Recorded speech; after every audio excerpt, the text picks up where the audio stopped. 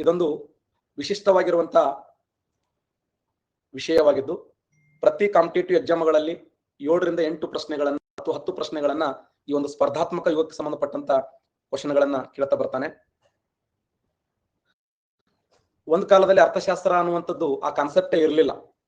ಅರ್ಥಶಾಸ್ತ್ರ ಆರಂಭದಲ್ಲಿ ಯಾವ ವಿಷಯದ ಒಂದು ಭಾಗವಾಗಿತ್ತು? ಅರ್ಥಶಾಸ್ತ್ರ ಯಾವ ವಿಷಯದ ಒಂದು ಭಾಗವಾಗಿತ್ತು? ಇತಿಹಾಸದ ಒಂದು ಭಾಗವಾಗಿತ್ತು, ರಾಜ್ಯಶಾಸ್ತ್ರದ ಒಂದು ಭಾಗವಾಗಿತ್ತು, ಸಂಖ್ಯಾಶಾಸ್ತ್ರದ ಒಂದು ಭಾಗವಾಗಿತ್ತು, ಸಮಾಜಶಾಸ್ತ್ರದ ಒಂದು ಭಾಗವಾಗಿತ್ತು. ಯಾರು ಹೇಳ್ತಾರೆ ನೋಡೋಣ? ಅರ್ಥಶಾಸ್ತ್ರ ಆರಂಭದಲ್ಲಿ ಯಾವ ವಿಷಯದ ಒಂದು ಭಾಗವಾಗಿತ್ತು? ಅರ್ಥಶಾಸ್ತ್ರ ಎಂಬುದು ಯಾವ ವಿಷಯದ ಒಂದು ಭಾಗವಾಗಿತ್ತು?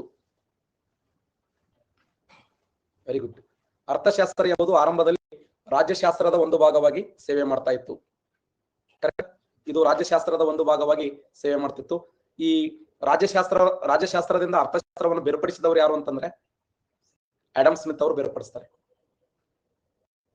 ಆಡಮ್ ಸ್ಮಿತ್ ಅವರು ಬೇರ್ಪಡಿಸ್ತಾರೆ. ಅದಕ್ಕೆ ಆಡಮ್ ಸ್ಮಿತ್ ಅವರನ್ನು ಏನಂತ ಕರೀತಾರೆ ಅಂದ್ರೆ ಅರ್ಥಶಾಸ್ತ್ರದ ಪಿತಾಮಹ ಅಂತ ಕರೀತಾರೆ. ಯಾರನ್ನ ಅರ್ಥಶಾಸ್ತ್ರದ ಪಿತಾಮಹ ಎಂದು ಕರೆಯುತ್ತಾರಂದ್ರೆ ಆಡಮ್ ಸ್ಮಿತ್ ಅವರನ್ನ ಅರ್ಥಶಾಸ್ತ್ರದ ಪಿತಾಮಹ ಅಂತ ಕರೀತಾರೆ. ಇವರು ಒಂದು ಗ್ರಂಥವನ್ನು ಬರೀತಾರೆ. ಇವರು ಬರೆದ ಗ್ರಂಥದ ಹೆಸರೇನು? ಆಡಮ್ ಸ್ಮಿತ್ ಅವರು ಬರೆದ ಗ್ರಂಥದ ಹೆಸರೇನು? Excellent. The wealth of nation ಅನ್ನುವಂತ ಗ್ರಂಥವನ್ನು ಬರೆದರು. The wealth of nation. ಇವರು ಬರೆದ ಪ್ರಚುರವಾದ ಕೃತಿ ಯಾವ್ದಂದ್ರ ರಾಷ್ಟ್ರಗಳ ಸಂಪತ್ತು. ರಾಷ್ಟ್ರಗಳ ಸಂಪತ್ತು, ದ ವೆಲ್ತ್ ಆಫ್ ನೇಷನ್. ಹಾಗಾದ್ರೆ ದ ವೆಲ್ತ್ ಆಫ್ ನೇಷನ್ ಗ್ರಂಥವನ್ನು ಬರೆದ ವರ್ಷ ಯಾವುದು? ಯಾವ ವರ್ಷ ಬರೆದ ದ ವೆಲ್ತ್ ಆಫ್ ನೇಷನ್ ಅನ್ನುವಂಥ ಗ್ರಂಥ? ಎಕ್ಸಲೆಂಟ್. 1776 ಈ ಗ್ರಂಥವನ್ನು ಬರೀತಾರೆ ನೋಡಿ. 1770 ಈ ದ ವೆಲ್ತ್ ಆಫ್ ನೇಷನ್ ಅನ್ನುವಂಥ ಗ್ರಂಥವನ್ನು ಬರೀತಾರೆ. ಹಾಗಾದ್ರೆ ದ ವೆಲ್ತ್ ಆಫ್ ನೇಷನ್ ಎಂಬ ಗ್ರಂಥದಲ್ಲಿ ಇವರು ಮಂಡಿಸಿದ ಸಿದ್ಧಾಂತ ಯಾವುದು? ಅಲ್ಲ, ರಾಘವೇಂದ್ರ ಅವರೇ, ಇವರು ಮಂಡಿಸಿದ ಸಿದ್ಧಾಂತ ಯಾವುದಂದ್ರೆ ಸಂಪತ್ತಿನ ಸೋರಿಕೆ ಸಿದ್ಧಾಂತ. ಸಂಪತ್ತಿನ ಸೋರಿಕೆ ಸಿದ್ಧಾಂತ. ಸಂಪತ್ತಿನ ಸೋರಿಕೆ ಸಿದ್ಧಾಂತವನ್ನು ನೋಡಿ. ಇವರು ಮಂಡಿಸಿದ ಸಿದ್ಧಾಂತದ ಹೆಸರೇನಂದ್ರ ಸಂಪತ್ತಿನ ವ್ಯಾಖ್ಯೆ. ಸಂಪತ್ತಿನ ಸೋರಿಕೆ ಸಿದ್ಧಾಂತವನ್ನು ಮಂಡಿಸಿದವರು ಯಾರು ಅಂತಂದ್ರೆ ದಾದಾಬಾಯಿನವರು. ಸಂಪತ್ತಿನ ವ್ಯಾಖ್ಯವನ್ನು ಮಂಡಿಸ್ತಾರೆ. ಆ ಸಂಪತ್ತಿನ ವ್ಯಾಖ್ಯಾದಲ್ಲಿ ಇವರು ಹೇಳಿದಂತ ಸಿದ್ಧಾಂತ ಏನು ಅಂತಂದ್ರೆ ಅರ್ಥಶಾಸ್ತ್ರ ಎಂದರೆ ಸಂಪತ್ತನ್ನು ಅರಿಸುವ ಶಾಸ್ತ್ರ ಅಂತ ಹೇಳ್ತಾರ. ಸಂಪತ್ತನ್ನು ಅರಿಸುವ ಶಾಸ್ತ್ರ. ಅರಿಸಂದ್ರೆ ಏನು? ತಿಳಿಸುವಂತ ಅರ್ಥ. ಸಂಪತ್ತನ್ನು ತಿಳಿಸುವ ಶಾಸ್ತ್ರವನ್ನೇ ಅರ್ಥಶಾಸ್ತ್ರ ಅಂತ ಕರೆದವ್ರು ಯಾರಂದ್ರೆ ಆಡಮ್ ಸ್ಮಿತ್. ಸಂಪತ್ತನ್ನ ವೈಜ್ಞಾನಿಕವಾಗಿ ಅಧ್ಯಯನ ಮಾಡುವ ಶಾಸ್ತ್ರವನ್ನ ಅರ್ಥಶಾಸ್ತ್ರ ಅಂತ ಕರೆದವರು ಆಡಮ್ ಸ್ಮಿತ್. ಇವರನ್ನ ಸಂಪ್ರದಾಯದ ಅರ್ಥಶಾಸ್ತ್ರಜ್ಞರು ಅಂತ ಕರೀತಾರೆ. ಇವರಿಗೆ ಸಾಕಷ್ಟು ಜನ ಬೆಂಬಲ ಕೊಟ್ಟರು ಆ ಸಮಯದಲ್ಲಿ. ಹೌದು, ನೀವು ಹೇಳಿದ ಸಿದ್ಧಾಂತ ಅಂದ್ರೆ ಇವ್ರು ಏನ್ ಹೇಳ್ತಾರಂದ್ರ ಮನುಷ್ಯನ ಮುಖ್ಯ ಗುರಿ ಸಂಪತ್ತನ್ನು ಗಳಿಸುವುದಾಗಿದೆ. ಸಂಪತ್ತನ್ನು ಗಳಿಸುವುದಾಗಿದೆ. ಮನುಷ್ಯನ ಪ್ರಮುಖವಾಗಿರುವಂತ ಗುರಿ ಇದೆಯಲ್ಲ, ಮಾನವನ ಪ್ರಮುಖವಾಗಿರುವಂತ ಗುರಿ ಸಂಪತ್ತನ್ನ ಗಳಿಸುವುದಾಗಿದೆ. ಸಂಪತ್ತನ್ನ ಗಳಿಸುವುದೇ ಮನುಷ್ಯನ ಮುಖ್ಯ ಗುರಿ. ಆ ಸಂಪತ್ತನ್ನ ಗಳಿಸುವ ಜೊತೆಗೆ ಅದನ್ನ ಯಾವ ತರ ಅನುಭೋಗಿಸ್ಬೇಕು? ಅನುಭೋಗ. ಸಂಪತ್ತನ್ನ ಬರೀ ಸಂಪತ್ತು ಗಳಿಸೋದು ಅಷ್ಟೇ ಇಂಪಾರ್ಟೆಂಟ್ ಅಲ್ಲ, ಅದನ್ನ ಅನುಭವಿಸುವುದು ಕೂಡ ಇಂಪಾರ್ಟೆಂಟ್ ಅಂತ ಹೇಳಿ ಈ ಒಂದು ಆಡಮ್ ಸ್ಮಿತ್ ಅವರು ಈ ಒಂದು ವ್ಯಾಖ್ಯಾನದಲ್ಲಿ ಹೇಳ್ತಾರೆ. ಒಟ್ಟಾರೆಯಾಗಿ ಅರ್ಥಶಾಸ್ತ್ರವನ್ನ ಮೊಟ್ಟ ಮೊದಲ ಬಾರಿಗೆ ರಾಜ್ಯಶಾಸ್ತ್ರದಿಂದ ಬೇರ್ಪಡಿಸಿದವರೇ ಆಡಮ್ ಸ್ಮಿತ್ ಅವರು. ಅದಕ್ಕೆ ಇವರನ್ನ ಫಾದರ್ ಆಫ್ ಎಕನಾಮಿಕ್ಸ್ ಅಂತ ಕರೀತಾರೆ. ಆದರೆ ಅರ್ಥಶಾಸ್ತ್ರ ಎಂಬ ಪದವನ್ನ ಮೊಟ್ಟ ಮೊದಲ ಬಾರಿಗೆ ಈ ಜಗತ್ತಿನಲ್ಲಿ ಮೊದಲ ಬಾರಿಗೆ ಬಳಸಿದವರು ಯಾರು ಅಂತ ಕೇಳಿದಾಗ ಕೌಟಿಲ್ಯ. ಬಟ್ ಸೈಂಟಿಫಿಕ್ ಆಗಿ ಬಳಸಿದವರು ಯಾರು ಅಂತಂದ್ರೆ ಅಲ್ಫ್ರೆಡ್ ಮಾರ್ಷಲ್. ಈ ಅರ್ಥಶಾಸ್ತ್ರ ಅನ್ನುವಂಥ ಪದ ಇದು ಯಾವ್ದಕ್ಕೆ ಸಮನಾಗಿದೆ ಅಂದ್ರ ಎಕನಾಮಿಕ್ಸ್ ಅನ್ನುವಂಥ ಪದಕ್ಕೆ ಸಮನಾಗಿದೆ. ECONOMICS. ಎಕನಾಮಿಕ್ಸ್ ಅನ್ನುವಂಥ ಪದ ಇದು ಯಾವ ಭಾಷೆಯಿಂದ ಬಂದಿದೆ ಅಂದ್ರೆ ಗ್ರೀಕ್ ಭಾಷೆಯಿಂದ ಬಂದಿದೆ. ಗ್ರೀಕ್ ಭಾಷೆಯ 2 ಪದಗಳು. ಆ ಗ್ರೀಕ್ ಭಾಷೆಯ 2 ಪದಗಳು ಯಾವಂದ್ರೆ ಒಂದು ಏಕೋಸ್,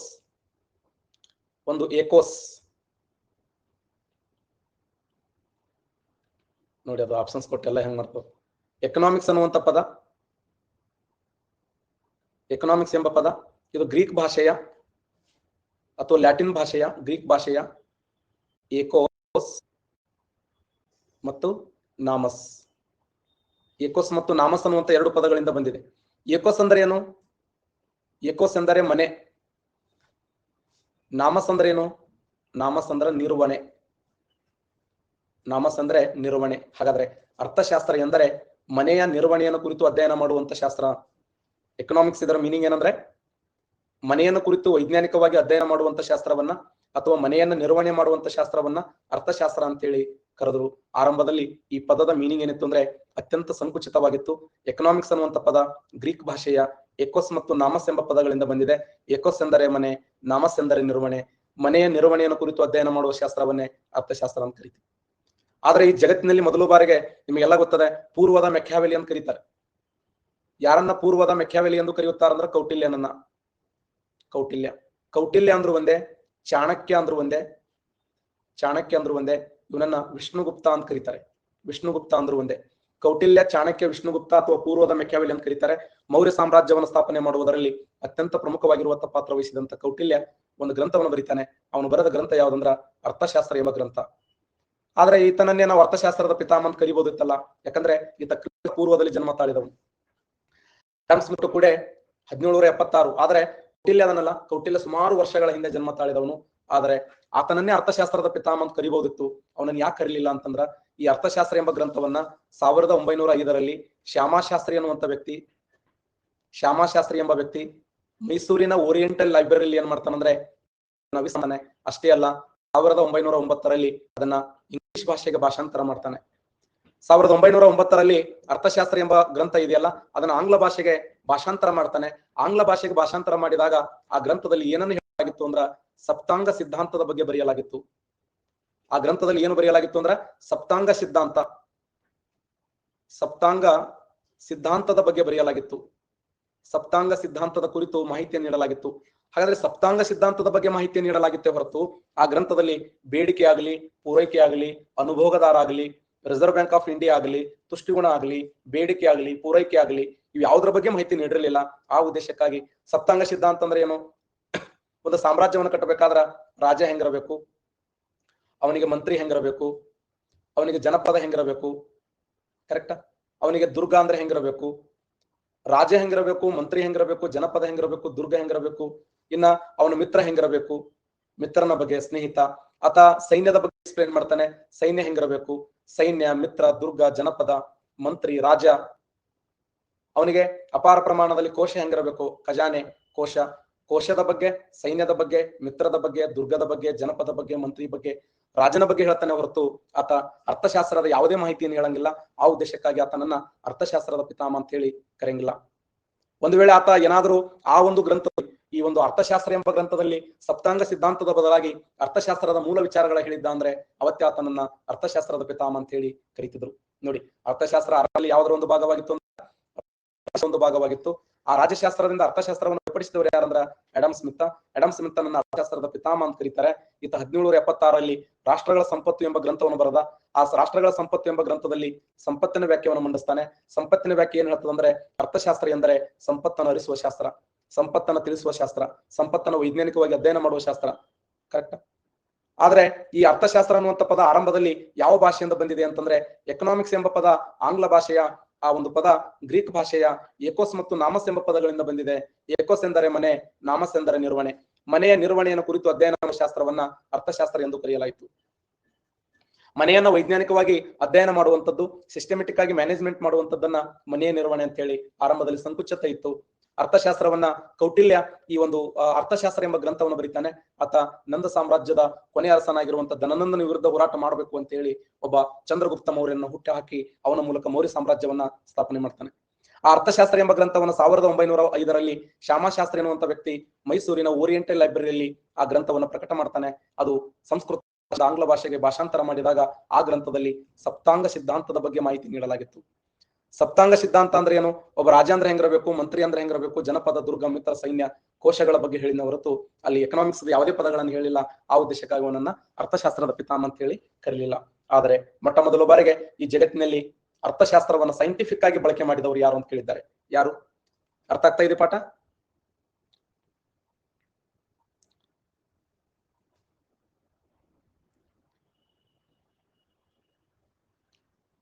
ಈ ಜಗತ್ತಿನಲ್ಲಿ ಮೊಟ್ಟ ಮೊದಲ ಬಾರಿಗೆ ಅರ್ಥಶಾಸ್ತ್ರ ಎಂಬ ಪದವನ್ನ ಸೈಂಟಿಫಿಕ್ ಆಗಿ ಬಳಕೆ ಮಾಡಿದವರು ಯಾರು? ಅರ್ಥಶಾಸ್ತ್ರ ಎಂಬ ಪದವನ್ನು ಮೊದಲ ಬಾರಿಗೆ ಸೈಂಟಿಫಿಕ್ ಆಗಿ ಬಳಕೆ ಮಾಡಿದವರು ಯಾರು ಅಂದ್ರೆ Alfred Marshall. Alfred Marshall. Alfred Marshall ಅನ್ನುವಂತ ವ್ಯಕ್ತಿ ಏನ್ ಮಾಡ್ತಾನಂದ್ರೆ ಈ ಜಗತ್ತಿನಲ್ಲಿ ಮೊದಲು ಬಾರಿಗೆ ಯಾವ ವರ್ಷ ಅಂದ್ರೆ 1890ರಲ್ಲಿ ಒಂದು ಬರಿತಾನ. ಈತ ಬರೆದ ಗ್ರಂಥ ಅರ್ಥಶಾಸ್ತ್ರದ ಸ್ವರೂಪ, ಅರ್ಥಶಾಸ್ತ್ರದ ಸ್ವರೂಪ ಮತ್ತು ಮಹತ್ವ. ನೋಡಿ, ಈತ ಬರೆದ ಗ್ರಂಥ ಯಾವ್ದಂದ್ರ ಅರ್ಥಶಾಸ್ತ್ರದ ಸ್ವರೂಪ ಮತ್ತು ಮಹತ್ವ ಅನ್ನುವಂಥ ಗ್ರಂಥವನ್ನು ಬರೀತಾನೆ. ಆ ಅರ್ಥಶಾಸ್ತ್ರದ ಸ್ವರೂಪ ಮತ್ತು ಮಹತ್ವ ಎಂಬ ಗ್ರಂಥವನ್ನು ಬರೆದವರು 1890ರಲ್ಲಿ ಅಲ್ಫ್ರೆಡ್ ಮಾರ್ಷಲ್. ಅವರು ಈ ಗ್ರಂಥದಲ್ಲಿ ಏನನ್ನು ವ್ಯಾಖ್ಯಾನಿಸ್ತಾರೆ ಅಂದ್ರೆ ಯೋಗಕ್ಷೇಮದ ವ್ಯಾಖ್ಯಾನವನ್ನು ಮಂಡಿಸ್ತಾರೆ. ಯೋಗಕ್ಷೇಮದ ವ್ಯಾಖ್ಯಾನವನ್ನು ಮಂಡಿಸಿದರು. ಅಲ್ಫ್ರೆಡ್ ಮಾರ್ಷಲ್ ಅವರು 1890ರಲ್ಲಿ ಅರ್ಥಶಾಸ್ತ್ರದ ಸ್ವರೂಪ ಮಹತ್ವ ಅನ್ನುವಂಥ ಗ್ರಂಥ ಬರೀತಾರೆ. Future and important of economics ಅನ್ನುವಂಥ ಗ್ರಂಥದಲ್ಲಿ ಅವರು ಈ ವೆಲ್ಫೇರ್ ಯೋಗಕ್ಷೇಮದ ಸಿದ್ಧಾಂತವನ್ನು ಮಂಡಿಸ್ತಾರೆ. ಯೋಗಕ್ಷೇಮದ ಸಿದ್ಧಾಂತ ಅಂದ್ರೆ ಒಂದೇ, ಕ್ಷೇಮಾಭಿವೃದ್ಧಿ ವ್ಯಾಖ್ಯಾ ಅಂದ್ರೆ ಒಂದೇ. ಈ ಯೋಗದ ಸಿದ್ಧಾಂತಕ್ಕಿರೋ ಇನ್ನೊಂದು ಹೆಸರೇ ಕ್ಷೇಮಾಭಿವೃದ್ಧಿಯ ವ್ಯಾಖ್ಯಾ ಅಂತ ಕರೀತಾರೆ. ಈ ಕ್ಷೇಮಾಭಿವೃದ್ಧಿ ವ್ಯಾಖ್ಯಾದಲ್ಲಿ ಈತ ಏನ್ ಹೇಳ್ತಾನ ಅಂತಂದ್ರೆ ಅರ್ಥಶಾಸ್ತ್ರ ಎಂದರೆ ಹಣವನ್ನು ಗಳಿಸುವ ಶಾಸ್ತ್ರ ಅಲ್ಲ. ಮತ್ತೆ ಏನನ್ನು ಅಧ್ಯಯನ ಮಾಡೋದು, ಏನನ್ನ ಅಧ್ಯಯನ ಮಾಡೋದಂದ್ರ ಮಾನವನ ಯೋಗಕ್ಷೇಮವನ್ನು ಅಧ್ಯಯನ ಮಾಡೋದು. ಮಾನವನ ಯೋಗಕ್ಷೇಮವೇ ಅರ್ಥಶಾಸ್ತ್ರ. ಕೆಲವರು ಜೀವದ ಹಂಗನ ತೊರೆದು ದುಡ್ಡನ್ನು ಸಂಪಾದನೆ ಮಾಡಕ್ ಮುಂದಾಗ್ತಾರೆ. ಕೆಲವರು ಜೀವ ಉಳಿದ್ರೆ ಸಾಕಪ್ಪ, ದುಡ್ಡು ಬರ್ತದ, ಹಣ ಇಂಪಾರ್ಟೆಂಟ್ ಅಲ್ಲ, ಮನುಷ್ಯನಿಗೆ ಆರೋಗ್ಯ ಇಂಪಾರ್ಟೆಂಟ್. ಆ ಆರೋಗ್ಯಕ್ಕೆ ಹೆಚ್ಚಿನ ಮಹತ್ವವನ್ನು ಕೊಡ್ತಾರೆ. ಆರೋಗ್ಯಕ್ಕೆ ಹೆಚ್ಚಿನ ಮಹತ್ವವನ್ನು ಕೊಟ್ಟು ಹೊಟ್ಟೆ ತುಂಬಾ ಉಂಡು ಅವ್ರು ರೋಡ್ ತುಂಬಾ ಅವ್ರು ಯೋಗ ಮಾಡೋದು, ವಾಕಿಂಗ್ ಮಾಡೋದು, ಗಿಡದಾಗ ಹತ್ತಿ ಹೋಗಿ ಜೋತ್ ಬೀಳೋದು, ಈ ತರ ಯೋಗಕ್ಕೆ ಹೆಚ್ಚಿನ ಮಹತ್ವವನ್ನು ಕೊಡ್ತಾರೆ. ಅದು ಅಲ್ಫ್ರೆಡ್ ಮಾರ್ಷಲ್ ಅವರು ಹೇಳಿದಂತ ಸಿದ್ಧಾಂತ ಏನು ಅಂತಂದ್ರೆ, ಅಲ್ಲ ಯಾವ ಬ್ರಿಡ್ಜ್ ಮೇಲೆ ಡ್ಯಾನ್ಸ್ ಮಾಡ್ತಾರ ನಾವು ನಿಮ್ಮ ಮಾಯಿ. ಅಲ್ಫ್ರೆಡ್ ಮಾರ್ಷಲ್ ಅವ್ರು ಏನ್ ಹೇಳ್ತಾರ ಅಂದ್ರೆ ಹಣ ಮುಖ್ಯ ಅಲ್ಲ, ಯಾಕಂದ್ರೆ ಮನುಷ್ಯನಿಗೋಸ್ಕರ ಹಣ ಹೊರತು ಹಣದಗೋಸ್ಕರ ಮನುಷ್ಯನಲ್ಲ ಅಂತ ಹೇಳ್ತಾರೆ. ಈ ಸಂಪತ್ತಿರೋದು ಮನುಷ್ಯನಿಗೋಸ್ಕರ, ಲ್ಯಾಪ್ಟಾಪ್ ಇರೋದು ಮನುಷ್ಯನಿಗೋಸ್ಕರ, ಈ ಮೊಬೈಲ್ ಇರೋದು ಮನುಷ್ಯನಿಗೋಸ್ಕರ. ಹೌದಾ? ಈ ಪ್ರಪಂಚದಲ್ಲಿರುವಂತ ಎಲ್ಲದ ಭೋಗದ ವಸ್ತುಗಳು, ಭೌತಿಕ ವಸ್ತುಗಳದವಲ್ಲ, ಅವೆಲ್ಲವೂ ಕೂಡ ಮನುಷ್ಯನಿಗೋಸ್ಕರ ಹೊರತು ಮನುಷ್ಯ ಯಾರಿಗೋಸ್ಕರ ಅಲ್ಲ ಅಂತ ಅಲ್ಫ್ರೆಡ್ ಮಾರ್ಷಲ್ ಅವ್ರು ಏನ್ ಹೇಳ್ತಾರೆ ಅಂದ್ರೆ ಎಲ್ಲದಕ್ಕಿಂತ ಇಂಪಾರ್ಟೆಂಟ್ ಏನು ಅಂತಂದ್ರೆ ಯೋಗಕ್ಷೇಮ ಮುಖ್ಯ. ಕರೆಕ್ಟಾ? ಯೋಗಕ್ಷೇಮದ ವ್ಯಾಖ್ಯಾನವನ್ನು ಮಂಡಿಸಿದವರು ಯಾರು ಅಂತಂದ್ರೆ ಅಲ್ಫ್ರೆಡ್ ಮಾರ್ಷಲ್ ಅವರು. ಅವ್ರು ಏನ್ ಹೇಳ್ತಾರ ಅಂತಂದ್ರೆ ಯೋಗಕ್ಷೇಮವನ್ನು ಕುರಿತು ಅಧ್ಯಯನ ಮಾಡುವುದೇ ಅರ್ಥಶಾಸ್ತ್ರ ಅಂತ. ಯೋಗಕ್ಷೇಮವನ್ನು ಕುರಿತು ಅಧ್ಯಯನ ಮಾಡುವುದೇ ಅರ್ಥಶಾಸ್ತ್ರ ಅಂತ ಹೇಳಿದವರು ಅಲ್ಫ್ರೆಡ್ ಮಾರ್ಷಲ್ ಅವರು. 1890ರಲ್ಲಿ ಯೋಗಕ್ಷೇಮದ ವ್ಯಾಖ್ಯಾನವನ್ನು ಮಂಡಿಸಿದಂತ ಅಲ್ಫ್ರೆಡ್ ಮಾರ್ಷಲ್ ಅವರು ಅರ್ಥಶಾಸ್ತ್ರದ ಸ್ವರೂಪ ಮತ್ತು ಮಹತ್ವ ಎಂಬ ಗ್ರಂಥವನ್ನು ಬರೀತಾರೆ. ಆ ಅರ್ಥಶಾಸ್ತ್ರದ ಸ್ವರೂಪ ಮತ್ತು ಮಹತ್ವ ಎಂಬ ಗ್ರಂಥದಲ್ಲಿ ಅವರು ಮಂಡಿಸಿದ ಸಿದ್ಧಾಂತ ಯಾವ್ದಂದ್ರ ಯೋಗಕ್ಷೇಮದ ಸಿದ್ಧಾಂತ ಅಂತ ಹೇಳಿ ಕರಿತೀವಿ. ಇನ್ನೊಬ್ಬ ಬಂದ ಅರ್ಥಶಾಸ್ತ್ರ ಅಂದ್ರ ಹಣನೂ ಅಲ್ಲ, ಯೋಗಕ್ಷೇಮನೂ ಅಲ್ಲ. ಹಣನೂ ಅಲ್ಲ, ಯೋಗಕ್ಷೇಮನೂ ಅಲ್ಲ. ಆ ಹಣ ಮತ್ತು ಯೋಗಕ್ಷೇಮದ ಬದಲಾಗಿ ಇನ್ನೊಂದು ಹೇಳ್ತಾನೆ, ಮನುಷ್ಯನ ಏನಿದೆ ಅಂತಂದ್ರೆ ಆಶೆಗಳು, ಮನುಷ್ಯನ ಭಾವನೆಗಳು ಇದು ಅಪರಂಪರೆಯಾಗಿವೆ, ಅನಂತವಾಗಿವೆ. ಈ ಜಗತ್ತಿನಲ್ಲಿ ಎಲ್ಲ ವ್ಯಕ್ತಿಗಳು, ಈ ಪ್ರಪಂಚದ ಎಲ್ಲ ವ್ಯಕ್ತಿಗಳು ಸಕ್ರಿಯವಾಗಿ ತಿರುಗಾಡ್ತಾ ಇದ್ದಾರಂತಂದ್ರ, ಈ ಪ್ರಪಂಚದ ಪ್ರತಿಯೊಬ್ಬ ವ್ಯಕ್ತಿಗಳು ದುಡಿತಾ ಇದ್ದಾರಂದ್ರೆ ಅವ್ರಿಗೆ ಅವರದೇ ಆಗಿರುವಂತ ಆಶೆ ಇದೆ. ಆಸೆ, ಈ ಪ್ರಪಂಚದಲ್ಲಿ ಯಾವುದೇ ವ್ಯಕ್ತಿಗೆ ಆಸೆ ಇಲ್ಲ ಅಂದ್ರೆ ಅವನು ಹುಚ್ಚನಾಗಿರಬೇಕು, ಇಲ್ಲಾಂದ್ರ ಶವ ಆಗಿರಬೇಕು. ಈ ಪ್ರಪಂಚದ ಪ್ರತಿಯೊಬ್ಬ ವ್ಯಕ್ತಿಗೆ ತನ್ನದೇ ಆದಂತ ಆಸೆ ಇರುತ್ತದೆ. ಬುದ್ಧನಿಗೆ ಆಸೆ ಏನಿತ್ತು ಅಂದ್ರೆ ಪ್ರಪಂಚದಲ್ಲಿರುವಂತ ಎಲ್ಲ ವ್ಯಕ್ತಿಗಳಿಗೆ ಆಸೆ ಇರಬಾರದು ಅಂತ ಬುದ್ಧನಿಗೆ ಆಸೆ ಇತ್ತು. ಹೌದಾ? ಆಶೆಯ ದುಃಖಕ್ಕೆ ಮೂಲ ಅಂತ ಹೇಳ್ತಾನೆ ಬುದ್ಧ. ಆಶೆಯ ದುಃಖಕ್ಕೆ ಮೂಲ. ಆಶೆಯನ್ನು ತ್ಯಜಿಸಬೇಕಾದರೆ ಅಷ್ಟಾಂಗ ಮಾರ್ಗವನ್ನು ಅನುಸರಿಸಬೇಕು ಅಂತ ಹೇಳ್ತಾನೆ. ದುರಾಶೆ ದುರ್ಮರಣಕ್ಕೆ ಮೂಲ ಅಂತ ಹೇಳ್ತಾನೆ. ಆಶೆ ದುಃಖಕ್ಕೆ ಮೂಲ. ಹಾಗಾಗಿ ಪ್ರಪಂಚದ ಎಲ್ಲ ವ್ಯಕ್ತಿಗಳಿಗೆ ಏನಿರಬಾರದು? ಆಸೆ ಇರಬಾರದು. ಇದು ಯಾರ ಆಸೆ ಅಂದ್ರೆ ಬುದ್ಧನ ಆಸೆ. ಬುದ್ಧಗೊಂದು ಆಸೆ ಇತ್ತು. ಹೌದಲ್ಲ? ಅದಕ್ಕೆ ಬುದ್ಧ ನೆಮ್ಮದಿಗಾಗಿ ಅರಮನೆಯನ್ನು ತೆರೆದ. ಆದ್ರೆ ಇವತ್ತಿನ ಜನ ಅರಮನೆಗಾಗಿ ನೆಮ್ಮದಿಯನ್ನು ತೊರಿತಾ ಇತ್ತು. ಆಸ್ತಿ ಮಾಡಬೇಕು, ಅರಮನೆ ಕಟ್ಟಬೇಕು, ದೊಡ್ಡ ದೊಡ್ಡ ಪೆಟ್ರೋಲ್ ಬಂಕ್ ಕಟ್ಟಬೇಕು ಅಂತೇಳಿ ಮನುಷ್ಯ ನೋಡಿ. ಬುದ್ಧನಿಗೆ ಮತ್ತು ಮನುಷ್ಯನಿಗೆ ಎಷ್ಟು ವ್ಯತ್ಯಾಸ ಇದೆ. ಯಾವ ಟ್ರೋಲ್ ಮಾಡ್ತಾನೆ, ನಾವು ಪ್ಲಸ್ ಕ್ಲಾಸ್ ಸುಮ್ಕುಂದ್ರಲ್ಲಿ ಟ್ರೋಲ್ ಮಾಡ್ತಾನಂತ. ಹೌದಾ? ಈ ಪ್ರಪಂಚದ ಪ್ರತಿಯೊಂದು ಜೀವಿಗಳಿಗೆ ಏನಿದೆ ಅಂತಂದ್ರೆ ಆಸೆ ಇದೆ. ಯಾರ ಕೋಚಿಂಗ್ ಕಟ್ಬೇಕನವ, ಅದಕ್ಕೆ ಹೇಳಿದ್ನಲ್ಲ ನಾವು, ಆಶೆಗಳು ಅನಂತವಾಗಿವೆ. ಏನು ದೇವರೇ SLC ಪಾಸ್ ಆದ್ರೆ ಸಾಕಪ್ಪ ಅಂತಿದ್ದೇವ್ ನಾವು. ಮುಂದ ದೇವರೇ PUC ಪಾಸ್ ಆದ್ರೆ ಸಾಕಪ್ಪ ಅಂತಿದ್ದೆವು. ದೇವರೇ ಡಿಗ್ರಿ ಚೆನ್ನಾಗಿ ಆಗ್ಲಿ, ಇದೊಂದು ಪೊಲೀಸ್ ನೌಕರಿ ಆಗ್ಲಿ, ಇದೊಂದು PSI ಆಗ್ಲಿ, ಇದೊಂದು FD ಆಗ್ಲಿ, ಇದೊಂದು ಕೈ ಹೈಸ್ಕೂಲ್ ಟೀಚರ್ ನೋಡೇ ಬಿಡಮು, ಇದೊಂದು ಡಿಗ್ರಿ ಕಾಲೇಜ್ ನೋಡೇ ಬಿಡಮು ಅಂತೇಳಿ ಮನುಷ್ಯನಿಗೆ ಆಶೆಗಳು ಅನಂತವಾಗಿವೆ. ಸಾಧನಾ ಸಂಪನ್ಮೂಲಗಳು ಮಿತವಾಗಿವೆ. ಇವೆರಡರ ನಡುವಿನ ಸಂಬಂಧವನ್ನು ಕುರಿತು ಅಧ್ಯಯನ ಮಾಡುವ ಶಾಸ್ತ್ರವನ್ನೇ ಅರ್ಥಶಾಸ್ತ್ರ ಅಂತ ಹೇಳಿದವರು ಲಿಯೋನಲ್ ರಾಬಿನ್ಸನ್. Lionel Robinson. ಈ ಲಿಯೋನಲ್ ರಾಬಿನ್ಸನ್ ಅನ್ನುವಂಥ ವ್ಯಕ್ತಿ ಯಾವ ಸಿದ್ಧಾಂತವನ್ನು ಮಂಡಿಸಿದ್ದಾನ ಅಂತ ಕ್ವಶನ್ ಕೇಳಿದ್ದಾರೆ. ಯಾರು ಹೇಳ್ತೀರಿ? Excellent excellent. MG ಪಾಟೀಲ್ ಅವರೇ, ವಿಕ್ರಾಂತ್ ಅವರೇ, ಎಸ್.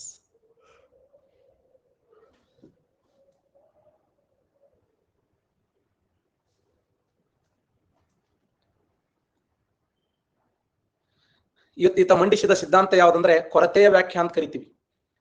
ಲಿಯೋನಲ್ ರಾಬಿನ್ಸನ್ ಅವರು ಮಂಡಿಸಿದಂತ ವ್ಯಾಖ್ಯೆ ಯಾವ್ದಂದ್ರೆ ಕೊರತೆಯ ಸಿದ್ಧಾಂತ. ಕೊರತೆಯ ವ್ಯಾಖ್ಯೆ ಅಥವಾ ಕೊರತೆಯ ಸಿದ್ಧಾಂತವನ್ನು ಮಂಡಿಸಿದವರು ಯಾರಂದ್ರ ಲಿಯೋನಲ್ ರಾಬಿನ್ಸನ್. ಯಾವ ವರ್ಷ ಅಂದ್ರೆ 1932ರಲ್ಲಿ 1932ರಲ್ಲಿ. ಇವರು ಬರೆದ ಗ್ರಂಥ ಯಾವುದು ಅಂದ್ರೆ, ಲಿಯೋನಲ್ ರಾಬಿನ್ಸನ್ ಅವರು ಬರೆದ ಗ್ರಂಥ ಯಾವುದು? ನೀವು ಸುಮ್ಮಿರ್ತಿರ್ಲೋ ನಿಮ್ಮ ಅಲ್ಫ್ರೆಡ್ ಮಾರ್ಷಲ್ ಅವರು ಬರೆದ ಗ್ರಂಥ ಅಂದ್ರೆ ಅರ್ಥಶಾಸ್ತ್ರದ ತತ್ವಗಳು, ದ ಪ್ರಿನ್ಸಿಪಲ್ ಆಫ್ ಎಕನಾಮಿಕ್ಸ್. ಆದರೆ ಲಿಯೋನಲ್ ರಾಬಿನ್ಸನ್ ಅವರು ಬರೆದಂತ ಗ್ರಂಥ ಯಾವ್ದಂದ್ರ ಅರ್ಥಶಾಸ್ತ್ರದ ಸ್ವರೂಪ ಮತ್ತು ಮಹತ್ವ. ಈ ಅರ್ಥಶಾಸ್ತ್ರದ ಸ್ವರೂಪ ಮತ್ತು ಮಹತ್ವ ಎಂಬ ಗ್ರಂಥವನ್ನು ಬರೆದವರು ಲಿಯೋನಲ್ ರಾಬಿನ್ಸನ್. ಅವ್ರು ಏನ್ ಹೇಳ್ತಾರಂದ್ರೆ, ಮನುಷ್ಯನಿಗೆ ಆಶಯಗಳು ಅನಂತವಾಗಿವೆ. ಆಶಯಗಳು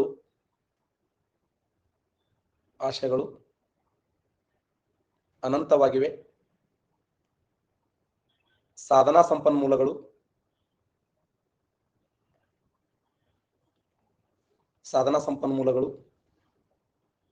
ಮಿತವಾಗಿವೆ. ನೋಡಿ, ಮನುಷ್ಯನ ಆಶಯಗಳು ಅನಂತವಾಗಿವೆ, ಸಾಧನಾ ಸಂಪನ್ಮೂಲಗಳು ಮಿತವಾಗಿವೆ. ಇವೆರಡರ ನಡುವಿನ ಸಂಬಂಧವನ್ನು ಕುರಿತು ಅಧ್ಯಯನ ಮಾಡುವ ಶಾಸ್ತ್ರವನ್ನೇ ಅರ್ಥಶಾಸ್ತ್ರ ಅಂತ ಕರೆದವರು ಯಾರು ಅಂತಂದ್ರೆ ಲಿಯೋನಲ್ ರಾಬಿನ್ಸನ್. ಮನುಷ್ಯನ ಆಶಯಗಳು ನಿರಂತರವಾದಂತಹ ಆಶಯಗಳು. ಅದಕ್ಕೆ ಆಶೆ ಎದಕ್ಕೆ ಕೆಲಸ ಆದಂದ್ರ ದುಡಿಲ ಕೆಲಸ ಆಗ್ತವ. ದುಡಿಯಲು ನಿಮ್ದು ಗಟ್ಟಿಯಾಗಿರುವಂತ ಆಸೆ ಇತ್ತು ಅಂತಂದ್ರ, ಏನಾದ್ರೂ ಒಂದು ಜೀವನದಲ್ಲಿ ಸಾಧನೆ ಮಾಡ್ಬೇಕು ಅಂತ ಹೇಳಿ ಮನಸ್ಸಿನಲ್ಲಿ ಪ್ರೇರಣೆ ಬಂತಂದ್ರೆ ಹಗಲ ರಾತ್ರಿ ನಿದ್ದೆ ಎತ್ತಂಗಿಲ್ಲ, ವರ್ಕ್ ಮಾಡೇ ಮಾಡ್ತೀವಿ. ಹಾಗಾದ್ರೆ ಆಶೆ ಆ ವ್ಯಕ್ತಿಯನ್ನ ಪ್ರಯತ್ನ ಮಾಡ್ಲಕ್ ಹಸ್ತದ, ದುಡ್ಲಕ್ ಹಸ್ತದ. ಆ ಪ್ರಯತ್ನದಿಂದ ನಮಗೆ ಫಲ ಸಿಗ್ತದೆ. ಅದು ಫಲ ಹೆಂಗಿರ್ಬೋದು ಅಂತಂದ್ರ ನೆಗೆಟಿವ್ ಇರ್ಬೋದು ಅಥವಾ ಪಾಸಿಟಿವ್ ಇರ್ಬೋದು. ನಾವ್ ಹೆಂಗ್ ವರ್ಕ್ ಮಾಡ್ತೀವಲ್ಲ ಅದ್ರ ತಕ್ಕಂಗೆ ಅದು ಫಲ ಸಿಗ್ತದೆ ನಮ್ಗೆ. ಹೌದಾ? ನಡೆದಷ್ಟು ದಾರಿ ದುಡಿದಷ್ಟು ಫಲ ಅಂತ ಕರಿತೀವಲ್ಲ. ಆಶೆ, ದುಡಿಮೆ, ತೃಪ್ತಿ. ಏನ್ ತೃಪ್ತಿ? PC ಆಗ್ಬೇಕನ್ನುವಂತ ತೃಪ್ತಿ. PC ಆದ್ಮೇಲೆ PSI ಆಗ್ಬೇಕನ್ನುವಂತ ಆಶೆ. ಅದ್ರ ತಕ್ಕಂಗೆ ಮತ್ತೆ ಸರಿ ಫೋನ್ ಹಚ್ಚೋದು, ಸರ್ ಯಾವ ಬುಕ್ ಓದಬೇಕು, ಏನ್ ಓದಬೇಕು, ಎಲ್ಲಿ ಹೋಗ್ಬೇಕು, ಏನ್ ಬರಿಬೇಕು, ಮತ್ತೆ ದುಡಿಮೆ, ಮತ್ತೆ ತೃಪ್ತಿ. ಸರ್ PSI ಗೆ ಒಂದ್ ಕೈ ಸಾರಿ DSP ನೋಡೇ ಬಿಡ್ತೀನಿ ಸರ, ಇಲ್ಲಾಂದ್ರೆ ತಹಶೀಲ್ದಾರ್ ನೋಡೇ ಬಿಡ್ತೀನಿ, ಮತ್ತೆ ಆಶೆ, ಮತ್ತೆ ದುಡಿಮೆ, ಮತ್ತೆ ತೃಪ್ತಿ. ಸರ ನಮ್ದು 2 ಮಾರ್ಕ್ಸ್ ಮಿಸ್ ಆಯ್ತು ಸರ, 3 ಮಾರ್ಕ್ಸ್ ಮಿಸ್ ಆಯ್ತು ಸರ, 10 ಮಾರ್ಕ್ಸ್ ಮಿಸ್ ಆಯ್ತು ಸರ, ಜಸ್ಟ್ ರೀಚ್ ಆಗಿ ಹಿಂದಕ್ಕೆ ಬಂದೆ ಸರ, ಮತ್ತೆ ಮನುಷ್ಯನಿಗೆ ಆಶೆ, ಒಂದ್ ಕೈ ಸಾರಿ ಬೇರೆ ನೋಡೇ ಬಿಡಮ್, ಬೇರೆ ಕೈ ಹಾಕಮ್ಮ ಅಂತ. ಹಾಗಾದ್ರೆ ಮನುಷ್ಯನ ಬಯಕೆ, ದುಡಿಮೆ, ತೃಪ್ತಿ ಇವುಗಳನ್ನ ಏನಂತ ಕರೀತಾರೆ ಅಂದ್ರೆ ಸಬ್ಜೆಕ್ಟ್ ಮ್ಯಾಟರ್ ಆಫ್ ಎಕನಾಮಿಕ್ಸ್ ಅಂತ ಕರೀತಾರೆ. ಬಹಳ ಸರಿ ನಮ್ಮ ಹೈಸ್ಕೂಲ್ ಟೀಚರ್ ಕೇಳಿದ್ದಾನೆ, ಅರ್ಥಶಾಸ್ತ್ರದ ವಿಷಯ ವಸ್ತುಗಳು ಯಾವ ಅಂತ ಕೇಳಿದ್ದಾನೆ. ಅರ್ಥಶಾಸ್ತ್ರದ ವಿಷಯ ವಸ್ತುಗಳು the subject matter of economics. The subject matter of economics ಯಾವ ಅಂತಂದ್ರೆ ಒಂದು ಬಯಕೆ, ದುಡಿಮೆ, ತೃಪ್ತಿ. ಬಯಕೆ, ದುಡಿಮೆ, ತೃಪ್ತಿ. ಪರಮೇಶ PC ಸಾಕ್ ಸರ್ ಅಂತ. ಓಕೆ, PC ಸಾಕಂದ್ರೆ ನಾನು ಬರೀ ಜಾಬ್ ಅಷ್ಟೇ ಹೇಳ್ತಾ ಇಲ್ಲ. PC ಏನು? PC ಆದ್ಮೇಲೆ ಸರ್ ಒಂದು ಮನೆ ಕಟ್ಸ್ಬೇಕಂತ ಮಾಡೀನಿ, ಮತ್ತೆ ದುಡಿಮೆ. ಮನೆ ಕಡಿಸಿದೆವು, ಮತ್ತೆ ತೃಪ್ತಿ. ಸರ್ ಮತ್ತೆ ಒಂದು ಮನ್ಯಾಗ ಒಂದು TV ಇಡ್ಬೇಕಂತ ಮಾಡೀನಿ ಸರ, ಮತ್ತೆ ದುಡಿಮೆ. ಸುಮ್ ಕೂತ್ಬಿಡ್ತೇನೆ ನೀನು? PC ಆದ್ಮೇಲೆ ಸುಮ್ ಕುಂದಿರ್ತಿ, ಮತ್ತೆ PC ಆದ್ಮೇಲೆ ವರ್ಕ್ ಸ್ಟಾರ್ಟ್ ಮಾಡ್ತಿಲ್ಲ. ಹೌದಾ ಅಲ್ಲ?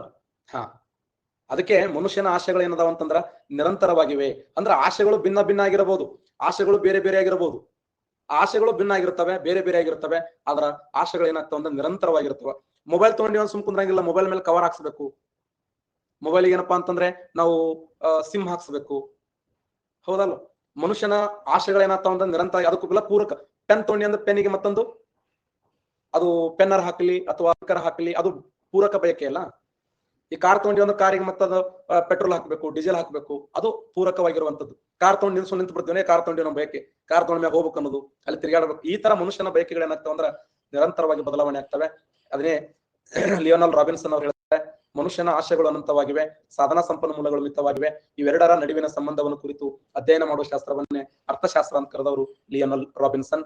ಆಸೆ, ಈ ಬಯಕೆ, ದುಡಿಮೆ, ತೃಪ್ತಿಯನ್ನು ಏನ್ ಕರೀತಾರೆ ಅಂದ್ರೆ ಸಬ್ಜೆಕ್ಟ್ ಮ್ಯಾಟರ್ ಆಫ್ ಎಕನಾಮಿಕ್ಸ್ ಅಂತ ಹೇಳಿ ಕರೀತಾರೆ. ಬಯಕೆ, ದುಡಿಮೆ, ತೃಪ್ತಿಯನ್ನು ಅರ್ಥಶಾಸ್ತ್ರದ ವಿಷಯ ವಸ್ತುಗಳು ಅಂತ ಹೇಳಿ ಕರೆದ್ರೆ ಇನ್ನೊಬ್ಬ ಮಹಾನ್ ವ್ಯಕ್ತಿ ಬರ್ತಾನೆ. ಅರ್ಥಶಾಸ್ತ್ರ ಹಣನೂ ಅಲ್ಲ, ಅರ್ಥಶಾಸ್ತ್ರ ಎಂದರೆ ಯೋಗಕ್ಷೇಮನೂ ಅಲ್ಲ, ಅರ್ಥಶಾಸ್ತ್ರ ಎಂದರೆ ಕೊರತೆನೂ ಅಲ್ಲ. ಹಾಗಾದ್ರೆ ಅರ್ಥಶಾಸ್ತ್ರ ಎಂದರೆ ಏನು? ಅಭಿವೃದ್ಧಿ ಅಂತ ಹೇಳ್ತಾನೆ. ಹಾಗಾದ್ರೆ ಅಭಿವೃದ್ಧಿ ವ್ಯಾಖ್ಯಾನವನ್ನು ಮಂಡಿಸಿದವರು ಯಾರು? ಎಕ್ಸಲೆಂಟ್,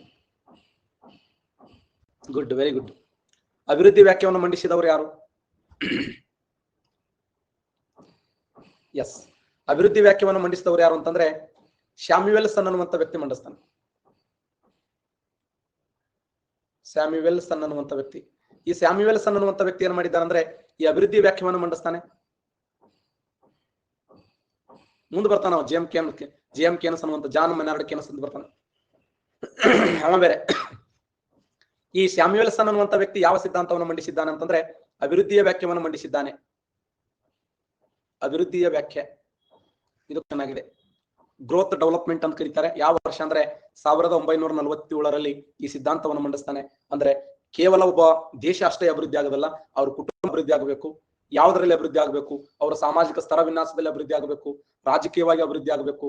ರಾಜಕೀಯವಾಗಿ ಸಾಮಾಜಿಕ ಸ್ತರ ವಿನ್ಯಾಸದಲ್ಲಿ ಅಭಿವೃದ್ಧಿ ಆಗ್ಬೇಕಾದ್ರೆ ಅವರು ಮುಖ್ಯವಾಗಿ ಎಕನಾಮಿಕಲ್ ಸ್ಟ್ರಾಂಗ್ ಆಗಬೇಕು ಅಂತ ನಾ ಬಹಳ ಸಾರಿ ನಿಮ್ಗೆ ಹೇಳಿನಿ. ಎಲ್ಲ ಸಮಸ್ಯೆಗಳಲ್ಲಿ ಅತಿ ದೊಡ್ಡ ಸಮಸ್ಯೆ ಅಂದ್ರೆ ಆರ್ಥಿಕ ಸಮಸ್ಯೆ.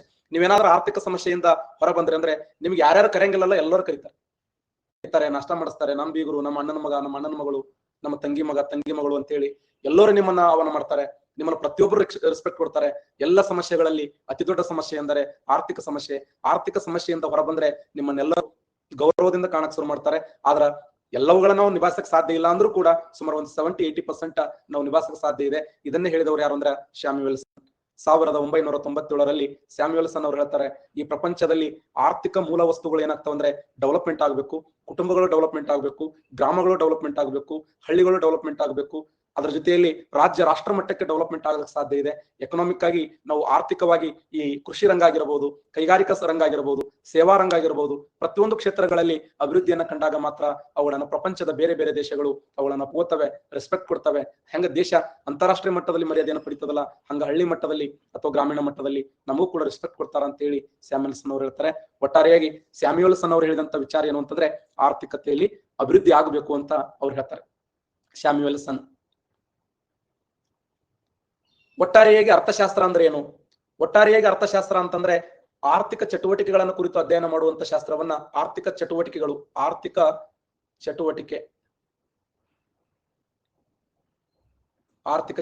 Economic activities, woman economic activities ಅಂತ ಕರೀತಾರೆ. Study about the woman economic activities, that is called economics. ಅದನ್ನ ಅರ್ಥಶಾಸ್ತ್ರ ಅಂತ ಕರಿತೀವಿ. ಅರ್ಥಶಾಸ್ತ್ರ ಎಂದರೆ ಆರ್ಥಿಕ ಚಟುವಟಿಕೆಗಳನ್ನು ಕುರಿತು ವೈಜ್ಞಾನಿಕವಾಗಿ ಅಧ್ಯಯನ ಮಾಡುವಂತ ಶಾಸ್ತ್ರವನ್ನ ಅರ್ಥಶಾಸ್ತ್ರ ಅಂತ ಹೇಳಿ ಕರೀತಾರೆ. ಅರ್ಥಶಾಸ್ತ್ರದಲ್ಲಿ ಒಟ್ಟು 3 ವಲಯಗಳದಾವೆ. 3 ವಲಯಗಳು.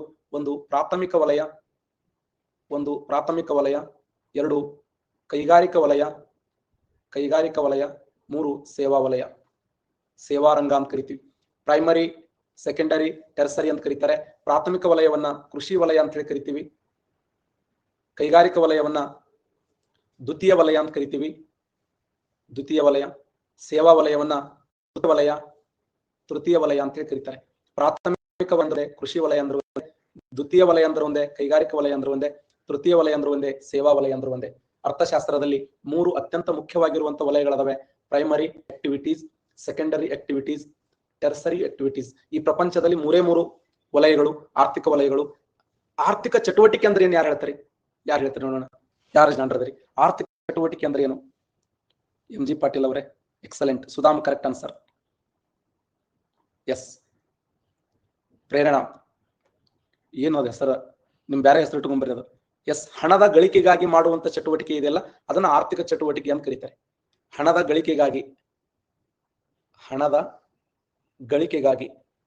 ಗಳಿಕೆಗಾಗಿ ಅಂದ್ರೆ ಏನಾದ್ರೂ ಪ್ರತಿಫಲ ಬರ್ಬೇಕಲ್ಲ, ಏನಾದ್ರೂ ಒಂದು ಅದಕ್ಕೆ ಪ್ರತಿಫಲ ಬರ್ಬೇಕು. ಅಂದ್ರೆ ಇಲ್ಲಿ ಹಣಾರ ಬರಲಿ ಅಥವಾ ಇನ್ನೊಂದು ಯಾವುದೋ ಒಂದು ವಸ್ತುವರ ಬರಲಿ, ಹಣದ ಗಳಿಕೆಗಾಗಿ ಮಾಡುವಂತ ಚಟುವಟಿಕೆ ಆಗಿರಬಹುದು, ಪ್ರತಿಫಲವಾಗಿ ಇನ್ನೊಂದು ವಸ್ತು ಆಗಿರಬಹುದು. ಕರೆಕ್ಟಾ?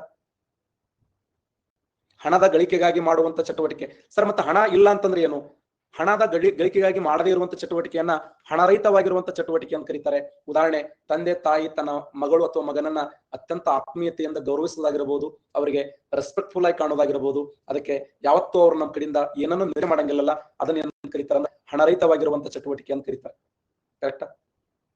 ತಾಯಿ ತನ್ನ ಮಗುವಿಗೆ ಆರೈಕೆಯನ್ನು ಮಾಡ್ತಾಳೆ, ತಾಯಿ ತನ್ನ ಮಗುವಿಗೆ ಸೇವೆಯನ್ನು ಮಾಡ್ತಾಳೆ. ಅವಾಗ ಯಾವ ತಾಯಿನೂ ಕೂಡ ತನ್ನ ಮಗ ಮುಂದಿನ ದಿನಮಾನಗಳಲ್ಲಿ ನನಗೆ ಅಮೌಂಟ್ ಕೊಡ್ತಾನೆ ಅಂತ ಅಪೇಕ್ಷೆ ಪಡಂಗಿಲ್ಲ. ಈ ಒಂದು ಸ್ಥಿತಿಗೆ ಕರೀತಾರ ಅಂತಂದ್ರೆ ಆರ್ಥಿಕ ಚಟುವಟಿಕೆ ಅಂತ ಕರೀತೀವಿ. Pallavi ma'am, thanks sir. Please ನಿಮ್ ಕ್ಲಾಸ್ ತುಂಬಾ ಚೆನ್ನಾಗಿ ಅರ್ಥ ಆಗುತ್ತೆ, ಹಿಸ್ಟ್ರಿ ಕಂಪ್ಲೀಟ್ ಮಾಡಿಕೊಡಿ ಅಂತ. 100% ಅದನ್ನು ಸ್ಟಾರ್ಟ್ ಮಾಡ್ತೇನೆ ಮ್ಯಾಮ್. ಓಕೆನಾ? ಎಸ್ ಅಂದ್ರೆ ನಿಸ್ವಾರ್ಥತೆ. ಶ್ರೀಪಾದ್ ಅವರೇ ಎಕ್ಸಲೆಂಟ್. ನಿಸ್ವಾರ್ಥತೆ ಇರ್ತದ. ಆ ನಿಸ್ವಾರ್ಥತೆ ಸೇವೆ ಇದ್ದಾಗ ಮಾತ್ರ ಅಲ್ಲಿ ನಾವು ಹಣರಹಿತವಾಗಿರುವಂತಹ ಚಟುವಟಿಕೆ ಅಂತ ಹೇಳಿ ಅದನ್ನ ಗುರುತಿಸ್ತೀವಿ. ಹಾಗಾದ್ರೆ ಆರ್ಥಿಕ ಚಟುವಟಿಕೆಯಲ್ಲಿ 3 ವಲಯಗಳು. ಒಂದು ಪ್ರಾಥಮಿಕ ವಲಯ, ದ್ವಿತೀಯ ವಲಯ, ತೃತೀಯ ವಲಯ. ಪ್ರಾಥಮಿಕ ವಲಯದಲ್ಲಿ ಏನಿರ್ತದೆ ಯಾರು ಹೇಳ್ತಾರೆ?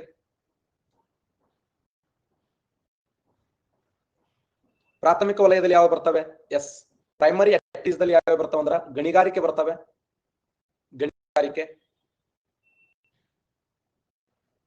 ಗಣಿಗಾರಿಕೆ, ಹೈನುಗಾರಿಕೆ ಬರ್ತದೆ, ಹೈನುಗಾರಿಕೆ, ಪಶು ಸಂಗೋಪನೆ ಕರೆಕ್ಟಾ? ಗಣಿಗಾರಿಕೆ ಆಗಿರಬಹುದು, ಹೈನುಗಾರಿಕೆ ಆಗಿರಬಹುದು, ಪಶು ಆಗಿರಬಹುದು, ಕೃಷಿ ಆಗಿರಬಹುದು, ಜೇನು ಸಾಗಾಣಿಕೆ ಆಗಿರಬಹುದು, ಜೇನು ಸಾಗಾಣಿಕೆ, ರೇಷ್ಮೆ ಸಾಗಾಣಿಕೆ, ರೇಷ್ಮೆ, ಮರಗೆಲಸ, ಮರಗಳನ್ನು ಬೆಳೆಸುವುದು, ಅರಣ್ಯಗಾರಿಕೆ, ಇವೆಲ್ಲ ಪ್ರಾಥಮಿಕ ವಲಯಗಳು. ಹಾಗಾದ್ರೆ ದ್ವಿತೀಯ ವಲಯಗಳಂದ್ರೆ ಯಾವುದು? ದ್ವಿತೀಯ ವಲಯ ಅಂದ್ರೆ ತಯಾರಿಕೆ,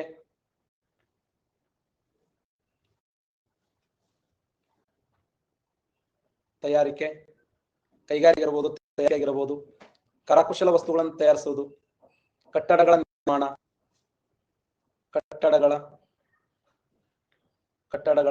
ನಿರ್ಮಾಣ ಕರೆಕ್ಟಾ? ಕೈಗಾರಿಕೆ ಆಗಿರಬಹುದು, ತಯಾರಿಕೆ ಆಗಿರಬಹುದು, ಕಟ್ಟಡಗಳ ನಿರ್ಮಾಣ ಆಗಿರಬಹುದು, ದೊಡ್ಡ ದೊಡ್ಡ ಅಣೆಕಟ್ಟುಗಳನ್ನು ಕಟ್ತಾರೆ, ಮನೆಗಳನ್ನು ಕಟ್ತಿರ್ತಾರೆ. ಇಂಜಿನಿಯರಿಂಗ್ ಕೈಗಾರಿಕೆ ಆಗಿರಬಹುದು, ಹಡಗುಗಳನ್ನು ನಿರ್ಮಾಣ ಮಾಡುವುದು, ಬಸ್ಗಳನ್ನು ತಯಾರಿಸುವುದು, ಹಡಗುಗಳನ್ನು ತಯಾರಿಸುವುದು,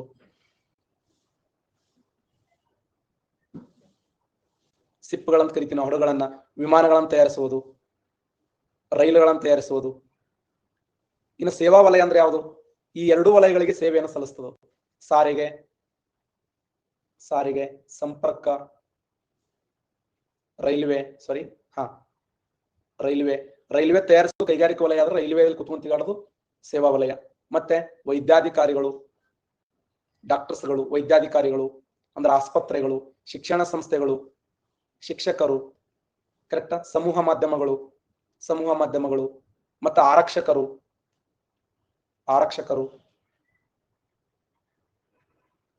ಆರಕ್ಷಕರು, ಪೊಲೀಸ್, ಸೈನ್ಯ ಇಲಾಖೆ, ಮಿಲಿಟರಿ, ಸೈನ್ಯ ಇಲಾಖೆ, ಇವೆಲ್ಲ ಯಾವ ವಲಯದಲ್ಲಿ ಬರ್ತಾವ ಅಂತಂದ್ರೆ ಸೇವಾ ವಲಯದಲ್ಲಿ ಬರ್ತವೆ. ಪ್ರಾಥಮಿಕ ವಲಯ, ದ್ವಿತೀಯ ವಲಯ, ತೃತೀಯ ವಲಯ ಅಂತ ಹೇಳಿ 3 ಸೆಕ್ಟರ್ಗಳನ್ನು ಮಾಡ್ತೀವಿ. ಒಂದು ಪ್ರೈಮರಿ, ಸೆಕೆಂಡರಿ, ಟೆರ್ಸರಿ ಅಂತ ಹೇಳಿ ನೋಡ್ತೀವಿ.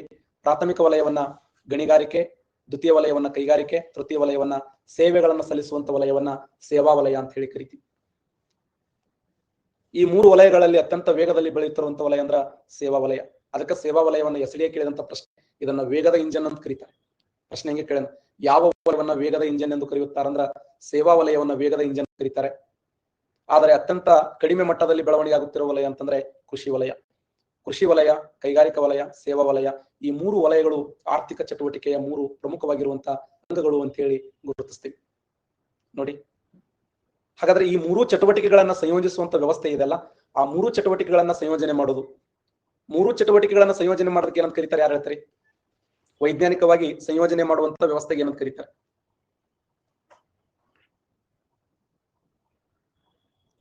ಎಲ್ಲ ಚತುರ್ಮುಖ ವಲಯ ಬೇಡ, ಅದು ಚತುರ್ಮುಖ ವಲಯ ಅಂತ ಹೇಳಿ ಕೊಟ್ಟಿದ್ದಾರೆ, ಬೇಡ.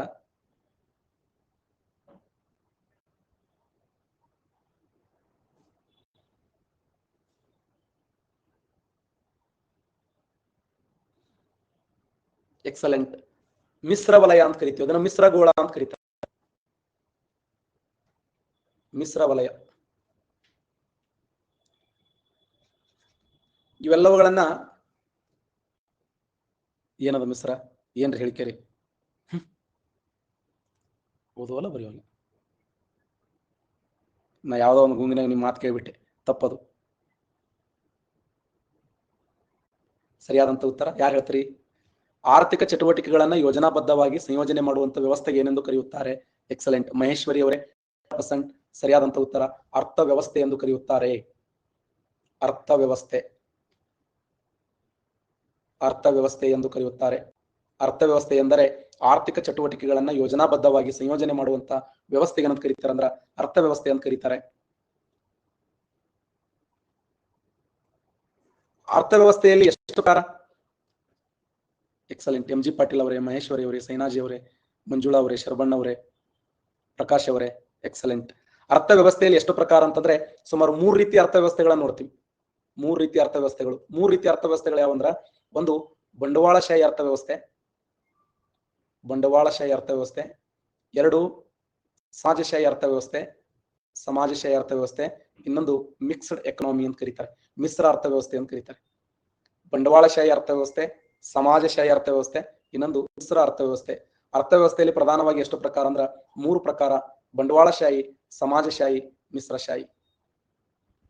S, capitalism, socialism and mixed economy. ಈ ಪ್ರಪಂಚದಲ್ಲಿ 3 ರೀತಿಯ ಅರ್ಥವ್ಯವಸ್ಥೆಗಳನ್ನು ನೋಡ್ತೀವಿ. ಒಂದು ಬಂಡವಾಳಶಾಹಿ ಅರ್ಥವ್ಯವಸ್ಥೆ, ಸಮಾಜಶಾಹಿ ಅರ್ಥವ್ಯವಸ್ಥೆ, ಮಿಶ್ರ ಅರ್ಥವ್ಯವಸ್ಥೆ ಅಂತ ಹೇಳಿ ಕರಿತೀವಿ. ಸರ್, ಬಂಡವಾಳಶಾಹಿ ಅಂದ್ರೆ ಏನು? ಬಂಡವಾಳಶಾಹಿ ಅಂತಂದ್ರೆ ಇಲ್ಲಿ ಹಣದ ಗಳಿಕೆ ಇರ್ತದ, ಸಮಾಜ ಯಂತ್ರ ಸಮಾಜ ಸೇವೆಯನ್ನು ಮಾಡುವ ಉದ್ದೇಶ ಇರ್ತದ. ಇವೆರಡರ ಸಮ್ಮಿಶ್ರಣವೇ ಏನಂತಂದ್ರೆ ಮಿಶ್ರ ಅರ್ಥವ್ಯವಸ್ಥೆ ಅಂತ ಕರಿತೀವಿ. ಹಾಗಾದ್ರೆ ಬಂಡವಾಳಶಾಹಿ ಅರ್ಥವ್ಯವಸ್ಥೆ ಅಂದ್ರೆ ಏನು? ಅಕ್ಷತಾ ಏನವ? ಬಂಡವಾಳಶಾಹಿ ಅರ್ಥವ್ಯವಸ್ಥೆ ಅಂದ್ರೆ ಏನು? ಬಂಡವಾಳಶಾಹಿ ಅಂದ್ರೆ ಗೌರ್ಮೆಂಟಾ? ಬಂಡವಾಳದಲ್ಲಿ ಯಾರ ಹೆಚ್ಚಿನ ಇದು ಇರ್ತದೆ? ಬಂಡವಾಳಶಾಹಿ ಅರ್ಥವ್ಯವಸ್ಥೆಯಲ್ಲಿ ಪ್ರೈವೇಟ್ದವ್ರ ಶಕ್ತಿ ಜಾಸ್ತಿ ಇರ್ತದೆ. ಹಾ, ಎಸ್ ಸೈನಾಜಿ ಮೇಡಮ್, ಎಸ್. ಬಂಡವಾಳಶಾಹಿ ಅರ್ಥವ್ಯವಸ್ಥೆ ಅಂದ್ರ ಬಂಡವಾಳಶಾಹಿ ಅರ್ಥವ್ಯವಸ್ಥೆ ಅಂದ್ರ ಆ ದೇಶದ ಸರಕು ಮತ್ತು ಸೇವೆಗಳ ಉತ್ಪಾದನೆ, ಸರಕು ಸೇವೆಗಳ ಉತ್ಪಾದನೆ. ಸರಕು ಅಂದ್ರೆ ಏನು? ಕಣ್ಣಿಗೆ ಕಾಣುವಂಥದ್ದು. ಸೇವೆ ಅಂದ್ರೆ ಕಣ್ಣಿಗೆ ಕಾಣಂಗಿಲ್ಲ. ಉದಾಹರಣೆ, ನಾನು ನಿಮ್ಗೆ ಪಾಠ ಹೇಳ್ತೀನಿ ಅಂತ ಹೇಳೋದು ಸೇವೆ. ಒಬ್ಬ ವ್ಯಕ್ತಿ ನೋಡಿದ ತಕ್ಷಣ ಆ ವ್ಯಕ್ತಿಯಲ್ಲಿ ಏನು ಸಾಮರ್ಥ್ಯ ಇದೆ ಅಂತ ಗೊತ್ತಾಗಲ್ಲ. ಆ ವ್ಯಕ್ತಿಯ ಪ್ರಸ್ತುತಪಡಿಸ್ತಕ್ಕಂತ ಕೆಲಸ ಇದೆಯಲ್ಲ, ಅದು ಸೇವೆ ಆಗ್ತದೆ. ಅವ ಅತ್ಯುತ್ತಮ ಒಬ್ಬ ಪೈಲಟ್ ಆಗಿರಬಹುದು, ಅವ ಅತ್ಯುತ್ತಮ ಒಬ್ಬ ರೈಲ್ವೆ ಓಡಿಸುವಂತ ವ್ಯಕ್ತಿ ಆಗಿರಬಹುದು, ಅಥವಾ ಅವ ಅತ್ಯುತ್ತಮವಾಗಿರುವಂತ ಅಡಿಗೆ ಮಾಡುವಂತ ವ್ಯಕ್ತಿ ಆಗಿರ್ಬೋದು, ಒಬ್ಬ ಅದ್ಭುತವಾದ ಸಂಗೀತಗಾರ ಇರಬಹುದು, ಒಬ್ಬ ಕ್ರಿಕೆಟ್ ಮಷಿನ್ ಗ್ರೌಂಡ್ ನಿಂತರೆ ಮುಖ್ಯದ ಬಾಲಗಳೆಲ್ಲ ಸಿಕ್ಸ್ ಹೊಡಿತಿದ್ದ. ಅವನ ಸೇವೆ ಅದು ಕಣ್ಣಿಗೆ ಕಾಣಂಗಿಲ್ಲ. ಆದ್ರ ಸರಕು ಕಣ್ಣಿಗೆ ಕಾಣ್ತದ, ಸೇವೆ ಕಣ್ಣಿಗೆ ಕಾಣಂಗಿಲ್ಲ. ಇವುಗಳನ್ನ ಏನ್ ಕರಿತೀವಿ ಅಂದ್ರೆ ಆರ್ಥಿಕ ಚಟುವಟಿಕೆಯ ಅವಿಭಾಜ್ಯ ಅಂಗ ಅಂತ ಕರಿತೀವಿ. ಸರಕು ಮತ್ತು ಸೇವೆ. ಸರಕು ಕಣ್ಣಿಗೆ ಕಾಣ್ತದ, ಸೇವೆ ಕಣ್ಣಿಗೆ ಕಾಣಂಗಿಲ್ಲ. ಸರಕು ಮತ್ತು ಸೇವೆಗಳ ಉತ್ಪಾದನೆ, ಅವುಗಳ ಬೆಲೆ ನಿಗದಿ ಮತ್ತು ಅವುಗಳನ್ನ ವಿತರಣೆ ಮಾಡುವುದು. ಕರೆಕ್ಟಾ? ಸರಕು ಮತ್ತು ಸೇವೆಗಳ ಉತ್ಪಾದನೆ, ಅವುಗಳ ಬೆಲೆ ನಿಗದಿ ಮಾಡುವುದು, ಅವುಗಳನ್ನು ವಿತರಣೆ ಮಾಡುವಂತ ವ್ಯವಸ್ಥೆ ಒಬ್ಬ ವ್ಯಕ್ತಿ ಕೈಯಲ್ಲಿತ್ತು ಅಂತಂದ್ರ ಏನಿಲ್ಲ. ಜೂಮ್ ಮೀಟಿಂಗ್ ಬೇಡ, ಇದೇ ಮಿಕ್ಕಿ ನನಗೆ ಜೂಮ್ ಮೀಟಿಂಗ್ ಮಾಡಿ ನೋಡಿ. ಸರಕು ಮತ್ತು ಸೇವೆಗಳ ಉತ್ಪಾದನೆ, ಅವುಗಳ ಬೆಲೆ ನಿಗದಿ, ಅವುಗಳ ವಿತರಣೆ, ಈ 3 ಒಬ್ಬರ ಕೈಯಲ್ಲಿತ್ತು ಅಂತಂದ್ರ, ಒಬ್ಬ ಖಾಸಗಿ ವ್ಯಕ್ತಿ ಕೈಯಲ್ಲಿತ್ತು ಅಂದ್ರ ಅದನ್ನ ಏನಂತ ಕರೀತಾರೆ ಅಂದ್ರೆ ಬಂಡವಾಳಶಾಹಿ ಅರ್ಥವ್ಯವಸ್ಥೆ ಅಂತ ಕರೀತಾರೆ. ಬಂಡವಾಳಶಾಹಿ ಅರ್ಥವ್ಯವಸ್ಥೆ. ಈ ಉದಾಹರಣೆ, ನೀವೇ ಒಂದು ಯಾವ್ದೋ ಫ್ಯಾಕ್ಟರಿ ಓಪನ್ ಮಾಡಿರಿ ಅಂತ ತಿಳ್ಕೊರಿ. ನೀವು ಫ್ಯಾಕ್ಟರಿ ಓಪನ್ ಮಾಡಿದಂತ ಉದ್ದೇಶ ಏನು ಅಂತಂದ್ರೆ, ಒಂದು ಫ್ಯಾಕ್ಟರಿ ಓಪನ್ ಮಾಡಿದ ಉದ್ದೇಶ ಏನಂತಂದ್ರೆ ಲಾಭವನ್ನು ಗಳಿಸುವ ಸಲುವಾಗಿ ಓಪನ್ ಮಾಡಿರ್ತೀರಿ ಹೊರತು ಅದನ್ನ ನಷ್ಟ ಮಾಡ್ಬೇಕಂತಲ್ಲ. ಇರ್ಲಿ, ಅದರಲ್ಲಿ ಸಾಮಾಜಿಕ ಸೇವೆ ಇರ್ತದೆ, ನೀವು ಸೇವೆ ಮಾಡ್ಬೇಕು ಮನೋಧೋರಣೆ ಇರ್ತದೆ. ಆದ್ರ ಮ್ಯಾಕ್ಸಿಮಮ್ ಉದ್ದೇಶ ಏನು ಅಂತಂದ್ರ ಲಾಭ ಗಳಿಸುವ ಉದ್ದೇಶ ಆಗಿರುತ್ತೆ ಹೊರತು ಅಲ್ಲಿ ನಷ್ಟ ಆಗಬೇಕು ಅನ್ನೋ ಉದ್ದೇಶ ಇರಂಗಿಲ್ಲ. ಅದು ಕೋಚಿಂಗ್ ಇರಲಿ, ಅಥವಾ ಒಂದು ಫ್ಯಾಕ್ಟರಿ ಇರಲಿ, ಅಥವಾ ಒಂದು ಶಿಕ್ಷಣ ಸಂಸ್ಥೆ ಇರಲಿ, ಏನೇ ಇರಲಿ, ಅಲ್ಲಿ ಸಮಾಜದ ಸೇವೆಯ ಜೊತೆಯಲ್ಲಿ ಹಣವನ್ನು ಗಳಿಸುವಂತ ಉದ್ದೇಶವನ್ನ ಪ್ರಾಫಿಟ್ ಆಗ್ಬೇಕಪ್ಪ. ಹೌದಲ್ಲ? ಈಗ ನಮ್ ಬಂದರೆ ಅವ್ರಿಗಾರ ಪೇಮೆಂಟ್ ಕೊಡ್ಬೇಕು, ಹೌದಾ? ಆಮೇಲೆ ರೂಮಿನ ಬಾಡಿ ಕಟ್ಟಬೇಕು, ಕರೆಂಟ್ ಬಿಲ್ ಕಟ್ಟಬೇಕು, ಪ್ರತಿಯೊಂದನ್ನು ಅಲ್ಲಿ ಖರ್ಚು ವೆಚ್ಚಗಳನ್ನ ತರ್ತಾವೆ. ಅವೆಲ್ಲವುಗಳನ್ನ ಮೀರಿ ಹಣ ಉಳಿತದ ಲಾಭ ಅಂತ ಕರಿತೀವಿ. ಹಾಗಾದ್ರೆ ಡಿಸಿಷನ್ ಏನಿಲ್ಲಿ ಒಬ್ಬ ವ್ಯಕ್ತಿ ಕೈಗೊಳ್ತಾನೆ. ಉತ್ಪಾದನೆ, ಅವುಗಳ ಬೆಲೆ ನಿಗದಿ, ಅವುಗಳ ನಿರ್ಣಯ ಮಾಡುವಂತ ಅಧಿಕಾರ ಖಾಸಗಿ ವ್ಯಕ್ತಿ ಹತೋಟಿಯಲ್ಲಿ ಇತ್ತಂದ್ರೆ ಅದನ್ನ ಬಂಡವಾಳಶಾಹಿ ಅರ್ಥವ್ಯವಸ್ಥೆ.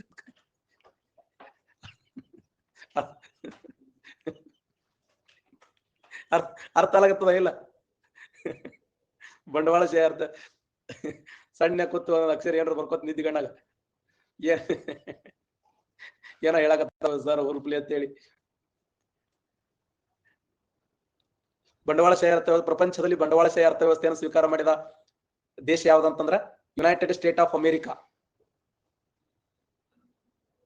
S, united state of America, USA ಅನ್ನುವಂತ ದೇಶ ಆಗಿರಬಹುದು, ಮತ್ತೆ ಎಸ್ UK ಆಗಿರಬಹುದು, ಯುನೈಟೆಡ್ ಕಿಂಗ್ಡಮ್ ಆಗಿರಬಹುದು, ಕೆನಡಾ ದೇಶ ಆಗಿರಬಹುದು,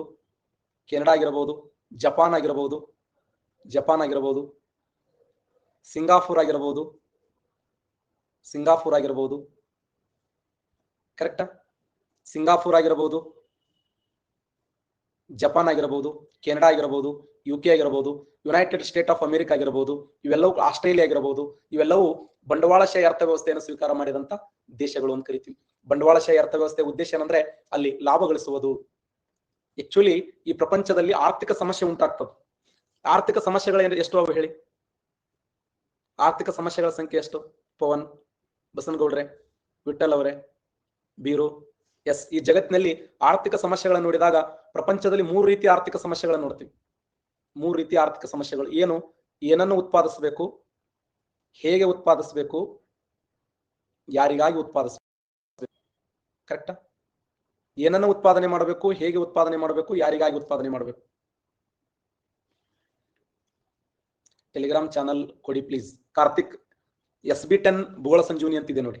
SB10 ಅಂತ ರೆಫರಲ್ ಮಾಡು, ಅದರ 1,20,000 ಜನ ಅದಾರೆ ನೋಡಿ. 3 ರೀತಿ ಏನನ್ನು ಉತ್ಪಾದಿಸಬೇಕು. ಅದು ಖ್ಯಾತ ವೈದ್ಯಾಧಿಕಾರಿಗಳಾಗಿರುವಂತಹ ಸದ್ದಾಮುಲ್ಲಾ ಅವರು ಲಿಂಕ್ ಹಾಕ್ತಾರೆ ನೋಡಿ, ಆ ಲಿಂಕ್ ನಲ್ಲಿ ಕ್ಲಿಕ್ ಮಾಡಿ. ಏನನ್ನು ಉತ್ಪಾದಿಸಬೇಕು, ಹೇಗೆ ಉತ್ಪಾದಿಸಬೇಕು, ಯಾರಿಗಾಗಿ ಉತ್ಪಾದಿಸಬೇಕು. ಏನನ್ನ, ಹೇಗೆ, ಯಾರಿಗಾಗಿ. ಇವು ಅಂತಂದ್ರೆ ಅರ್ಥವ್ಯವಸ್ಥೆಯ ಮೂಲಭೂತ ಸಮಸ್ಯೆಗಳು ಅಂತ ಕರಿತೀವಿ. ಅರ್ಥವ್ಯವಸ್ಥೆಯ ಮೂಲಭೂತ ಸಮಸ್ಯೆಗಳು ಏನಂದ್ರೆ ಏನನ್ನು ಉತ್ಪಾದಿಸಬೇಕು, ಹೇಗೆ ಉತ್ಪಾದಿಸಬೇಕು, ಯಾರಿಗಾಗಿ ಉತ್ಪಾದಿಸಬೇಕು.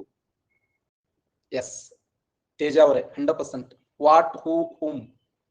ಏನನ್ನು ಉತ್ಪಾದಿಸಬೇಕು? ನಮ್ಮ ಭಾರತದಂತ ದೇಶಕ್ಕೆ ಆಹಾರ ಧಾನ್ಯಗಳನ್ನು ಉತ್ಪಾದನೆ ಮಾಡಬೇಕೆ, ಅಥವಾ ಭಾರತ ದೇಶಕ್ಕೆ ಮದ್ದು ಗುಂಡುಗಳನ್ನು ಉತ್ಪಾದನೆ ಮಾಡಬೇಕೆ? ಇದು ದೊಡ್ಡ ಸಮಸ್ಯೆ ಇದು. ಭಾರತದಂತ ದೇಶದಲ್ಲಿ ಆಹಾರ ಧಾನ್ಯಗಳನ್ನು ಉತ್ಪಾದನೆ ಮಾಡಬೇಕೆ, ಅಥವಾ ಮದ್ದು ಗುಂಡುಗಳನ್ನು ಉತ್ಪಾದನೆ ಮಾಡಬೇಕೆ? ಸರ್, ಸ್ಟೋರ್ನಲ್ಲಿ ಸೈನ್ಸ್ ಹೇಳಬೇಕು, ಏನ್ ಎಕನಾಮಿಕ್ಸ್ ಹೇಳಬೇಕು? ಇದು ಸಮಸ್ಯೆ. ಸ್ಟೋರ್ನಲ್ಲಿ ಹಿಸ್ಟ್ರಿ ಹೇಳಬೇಕು, ಸಂವಿಧಾನ ಹೇಳಬೇಕು. ಈಗ ಎಕನಾಮಿಕ್ಸ್ ಕ್ಲಾಸ್ ಕೂತಂತ ವಿದ್ಯಾರ್ಥಿಗಳು ಅವರ ಅಪೇಕ್ಷೆ ಏನು ಅಂತಂದ್ರೆ ಹಿಸ್ಟ್ರಿ ಹೇಳ್ರಿ ಅನ್ನೋದು. ಹಿಸ್ಟ್ರಿ ಕ್ಲಾಸ್ ನಲ್ಲಿ ಕುಂತಂತ ವಿದ್ಯಾರ್ಥಿಗಳ ಅಪೇಕ್ಷೆ ಏನು ಅಂತಂದ್ರೆ ಎಕನಾಮಿಕ್ಸ್ ಹೇಳ್ರಿ ಅನ್ನೋದು. ಸಂವಿಧಾನ ಅಂದ್ರೆ ಆ ತರ ಮನಸ್ಥಿತಿ ಏನಾಗ್ತದೆ, ಎಕನಾಮಿಕ್ಸ್ ದಲ್ಲಿ ಹೊಯ್ದಾಟ ಸ್ಟಾರ್ಟ್ ಆಗ್ತದೆ. ಪ್ರತಿದಿನ ಹೊಯ್ದಾಟ ಸ್ಟಾರ್ಟ್ ಆಗ್ತದೆ. ಆಹಾರ ಧಾನ್ಯಗಳನ್ನು ಉತ್ಪಾದನೆ ಮಾಡಬೇಕೆ, ಇಲ್ಲ ಮದ್ದು ಗುಂಡುಗಳನ್ನು ಉತ್ಪಾದನೆ ಮಾಡಬೇಕೆ? ಏನನ್ನು ಉತ್ಪಾದಿಸಬೇಕು, ಹೇಗೆ ಉತ್ಪಾದಿಸಬೇಕು? ಉತ್ಪಾದನೆಯಲ್ಲಿ ಎಷ್ಟು ಪ್ರಕಾರ? ಉತ್ಪಾದನೆಯಲ್ಲಿ ಎಷ್ಟು ಪ್ರಕಾರ? ವಿಠಲ್, ಪಚ್ಚಿ, ಪಕ್ಕು, ಪು, ನೀವು ಶಾಣೆ ಆಗಲ್ಲ. ಉತ್ಪಾದನೆಯಲ್ಲಿ ಎಷ್ಟು ಪ್ರಕಾರ ಅಂದ್ರೆ 2 ತರದ ಉತ್ಪಾದನೆಗಳದಾವೆ. ಸುಮ್ನೆ ಅವ ಹೇಳ ನೀವು 4 ಅನ್ನದನು. ಉತ್ಪಾದನೆಯಲ್ಲಿ 2 ಪ್ರಕಾರ. ಉತ್ಪಾದನೆಯಲ್ಲಿ 2 ಪ್ರಕಾರ ಯಾವ ಅಂತಂದ್ರೆ, ಒಂದು ಶ್ರಮಸಾಂದ್ರ ತಂತ್ರಜ್ಞಾನ ಅಂತ ಕರಿತೀವಿ, ಇನ್ನೊಂದು ಬಂಡವಾಳ ಸಾಂದ್ರ ತಂತ್ರಜ್ಞಾನ ಅಂತ ಕರೀತಾರೆ. ಶ್ರಮಸಾಂದ್ರ ತಂತ್ರಜ್ಞಾನ, ಇನ್ನೊಂದು ಬಂಡವಾಳ ಸಾಂದ್ರ ತಂತ್ರಜ್ಞಾನ. ಶ್ರಮಸಾಂದ್ರ ತಂತ್ರಜ್ಞಾನ ಅಂತಂದ್ರೆ ಈ ಉದಾಹರಣೆ ಬಂಡವಾಳ ಸಾಂದ್ರ ತಂತ್ರಜ್ಞಾನ ಅಂದ್ರ ಇಲ್ಲಿ ಏನು ಪಾಠ ಹೇಳಕ ಬಂಡವಾಳ ಸಾಂದ್ರ ತಂತ್ರಜ್ಞಾನ ಎಟ್ ಎ ಟೈಮ್ಗೆ 5,000, 6,000, 10,000, 15,000 ವಿದ್ಯಾರ್ಥಿಗಳಿಗೆ ನಾವು ಎಟ್ ಎ ಟೈಮ್ ಪಾಠ ಹೇಳ್ತಿದ್ದೆವು. ಒಂದು ಲ್ಯಾಪ್ಟಾಪ್ ಬಳಸ್ಕೊಂಡು, ಅಂದ್ರೆ ಅದನ್ನ ಬಂಡವಾಳ ಸಾಂದ್ರ ತಂತ್ರಜ್ಞಾನ ಅಂತ ಕರಿತೀವಿ. ಶ್ರಮಸಾಂದ್ರ ತಂತ್ರಜ್ಞಾನ ಅಂದ್ರ 10,000 ವಿದ್ಯಾರ್ಥಿಗಳಿಗೆ 100 ಉಪನ್ಯಾಸಕರು ಬೇಕಾಗ್ತದೆ. 10,000 ಉಪನ್ಯಾಸಕರಿಗೆ 1,000 ಉಪನ್ಯಾಸಕರು ಬೇಕಾದ್ರೆ ಅದನ್ನ ಬಂಡವಾಳ ಶ್ರಮಸಾಂದ್ರ ತಂತ್ರಜ್ಞಾನ ಅಂತ ಕರಿತೀವಿ. ಅರ್ಥ ಆಯ್ತಾ? ಶ್ರಮದ ಪ್ರಮಾಣ ಹೆಚ್ಚಾದ್ರ ಅಂದ್ರ ಬಂಡವಾಳದ ಪ್ರಮಾಣ ಹೆಚ್ಚಾದ್ರೆ ಬಂಡವಾಳ ಸಾಂದ್ರ ತಂತ್ರಜ್ಞಾನ. ಎಸ್, ಶ್ರೀ ಅವರೇ, ವೆರಿ ಗುಡ್. ಈ ಉದಾಹರಣೆ ಮೊದಲೆಲ್ಲ ನಮ್ಮ ಊರುಗಳಲ್ಲಿ ಬಾವಿ ಹೊಡಿಬೇಕಾದ್ರೆ 30 ಜನ ವ್ಯಕ್ತಿಗಳು 3 ತಿಂಗಳು ಬಾವಿ ಹಡ್ತಿದ್ರು. ಆ 30 ಜನ ವ್ಯಕ್ತಿಗಳು 3 ತಿಂಗಳ ಬಾವಿ ಹಟ್ಟಬೇಕಾದ್ರೆ ಅದು ಶ್ರಮಸಾಂದ್ರ ತಂತ್ರಜ್ಞಾನ. ಅವತ್ತು 3 ತಿಂಗಳು ತೋತಿದ್ರು. ಇವತ್ತು ಬರೇ 3 ದಿನದಾಗ ಒಂದು 10 JCB, 2 ಇಟಾಚಿ ಬಂದು ಅವ್ರೇನು 30 ಜನ ಮಾಡಿದ ಕೆಲಸವನ್ನ ಬರೇ 3 ದಿನದಾಗ ಬಾವಿ ಹೊಡಿತಿದ್ವು. ಅಂದ್ರೆ ಅದನ್ನ ಬಂಡವಾಳ ಸಾಂದ್ರ ತಂತ್ರಜ್ಞಾನ ಅಂತ ಕರಿತೀವಿ. ಆ ಉತ್ಪಾದನಾಂಗಗಳು ನಾ ಏನ್ ಕೇಳಿನಿ ಉತ್ಪಾದನೆಯಲ್ಲಿ ಎಷ್ಟು ಪ್ರಕಾರ ಅಂತ ಕೇಳಿನಿ. ಉತ್ಪಾದನಾಂಗಗಳು 4: ಶ್ರಮ, ಭೂಮಿ, ಬಂಡವಾಳ, ಸಂಘಟನೆ. ಅದು ಕೇಳಿದ್ರಲ್ಲ ನಾನು, ಕರೆಕ್ಟಾ? ಹೇಗೆ ಉತ್ಪಾದನೆಯಲ್ಲಿ ಎಷ್ಟು ಪ್ರಕಾರ ಅಂದ್ರೆ 2 ಪ್ರಕಾರ. ಒಂದು ಶ್ರಮಸಾಂದ್ರ ತಂತ್ರಜ್ಞಾನ, ಇನ್ನೊಂದು ಬಂಡವಾಳ ಸಾಂದ್ರ ತಂತ್ರಜ್ಞಾನ. ಇನ್ನು ಯಾರಿಗಾಗಿ ಉತ್ಪಾದಿಸಬೇಕು?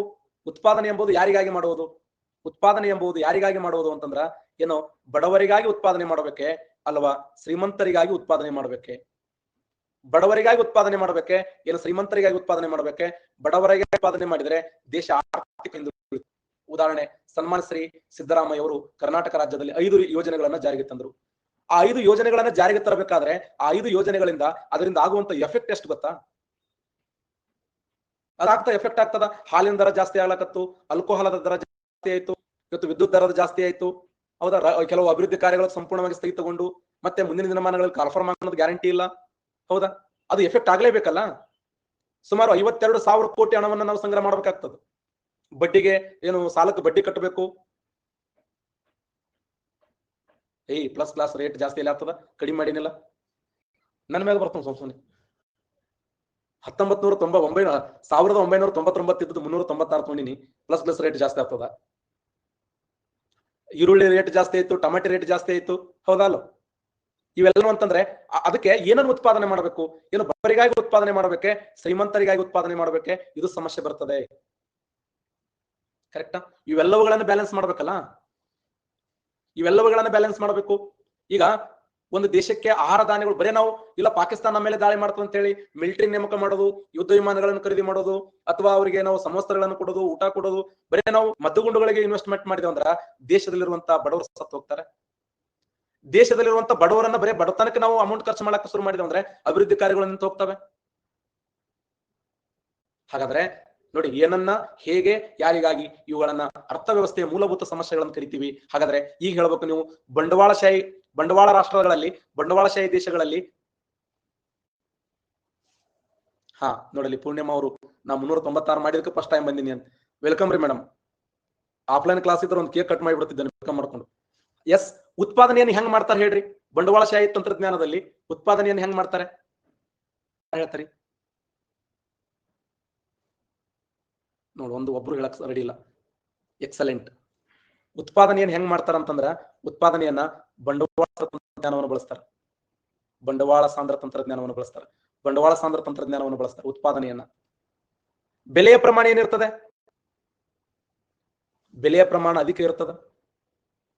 ವಿತರಣೆ ಪ್ರಮಾಣ ಅತಿ ವೇಗದಲ್ಲಿ ವಿತರಣೆ ಮಾಡ್ತಾರೆ ಇಲ್ಲಿ, ಅತಿ ವೇಗದಲ್ಲಿ. ಹಾಗಾದ್ರೆ ಬಂಡವಾಳಶಾಹಿ ಅರ್ಥವ್ಯವಸ್ಥೆಯಲ್ಲಿ ಏನನ್ನು ಉತ್ಪಾದನೆ ಮಾಡ್ತಾರಂದ್ರ ಗಾಗಿ ಮಾತ್ರ ಉತ್ಪಾದನೆ ಮಾಡುತ್ತಾರೆ. ಯಾರಿಗಾಗಿ ಉತ್ಪಾದನೆ ಮಾಡುತ್ತಾರೆ? ಶ್ರೀಮಂತರಿಗಾಗಿ. ಹೇಗೆ ಉತ್ಪಾದನೆ ಮಾಡ್ತಾರ? ಬಂಡವಾಳ ಸಾಂದ್ರ ತಂತ್ರಜ್ಞಾನ ಬಳಸ್ತಾರ. ಹೇಗೆ ಉತ್ಪಾದನೆ ಮಾಡ್ತಾರ? ಬಂಡವಾಳ ಸಾಂದ್ರ ತಂತ್ರಜ್ಞಾನ ಬಳಸ್ತಾರ. ಯಾರಿಗಾಗಿ ಉತ್ಪಾದನೆ ಮಾಡ್ತಾರ? ಶ್ರೀಮಂತರಿಗಾಗಿ ಉತ್ಪಾದನೆ ಮಾಡ್ತಾರ.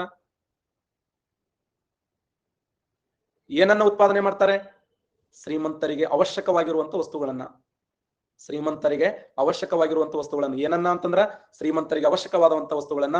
ಹೇಗೆ ಅಂದ್ರ ಬಂಡವಾಳ ಸಾಂದ್ರ ತಂತ್ರಜ್ಞಾನವನ್ನು ಬಳಸ್ತಾರ. ಯಾರಿಗಾಗಿ ಅಂದ್ರ ಶ್ರೀಮಂತರಿಗಾಗಿ. ಈ ಒಂದು ಐಷಾರಾಮಿ ಸರಕುಗಳು, ಹೌದಲ್ಲ? ನೀನು ಕಿರಿಕಿರಿ.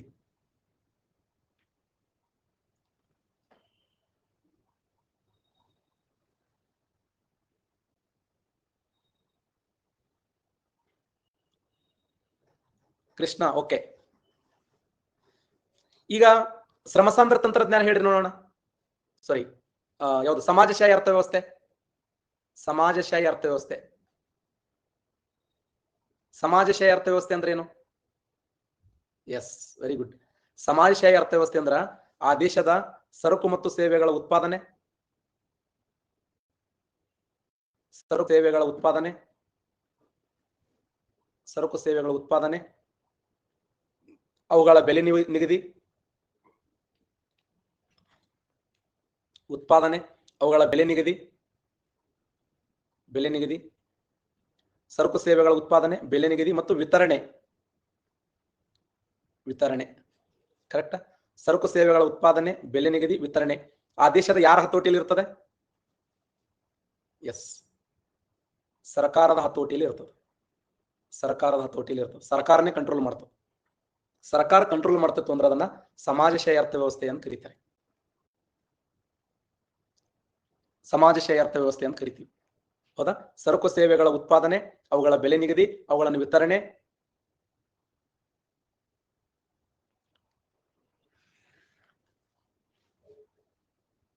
ಸರ್ಕಾರದ ಅಧೀನದಲ್ಲಿತ್ತು ಅಂದ್ರೆ ಅದನ್ನ ಏನು ಕರೀತಾರಂದ್ರ S.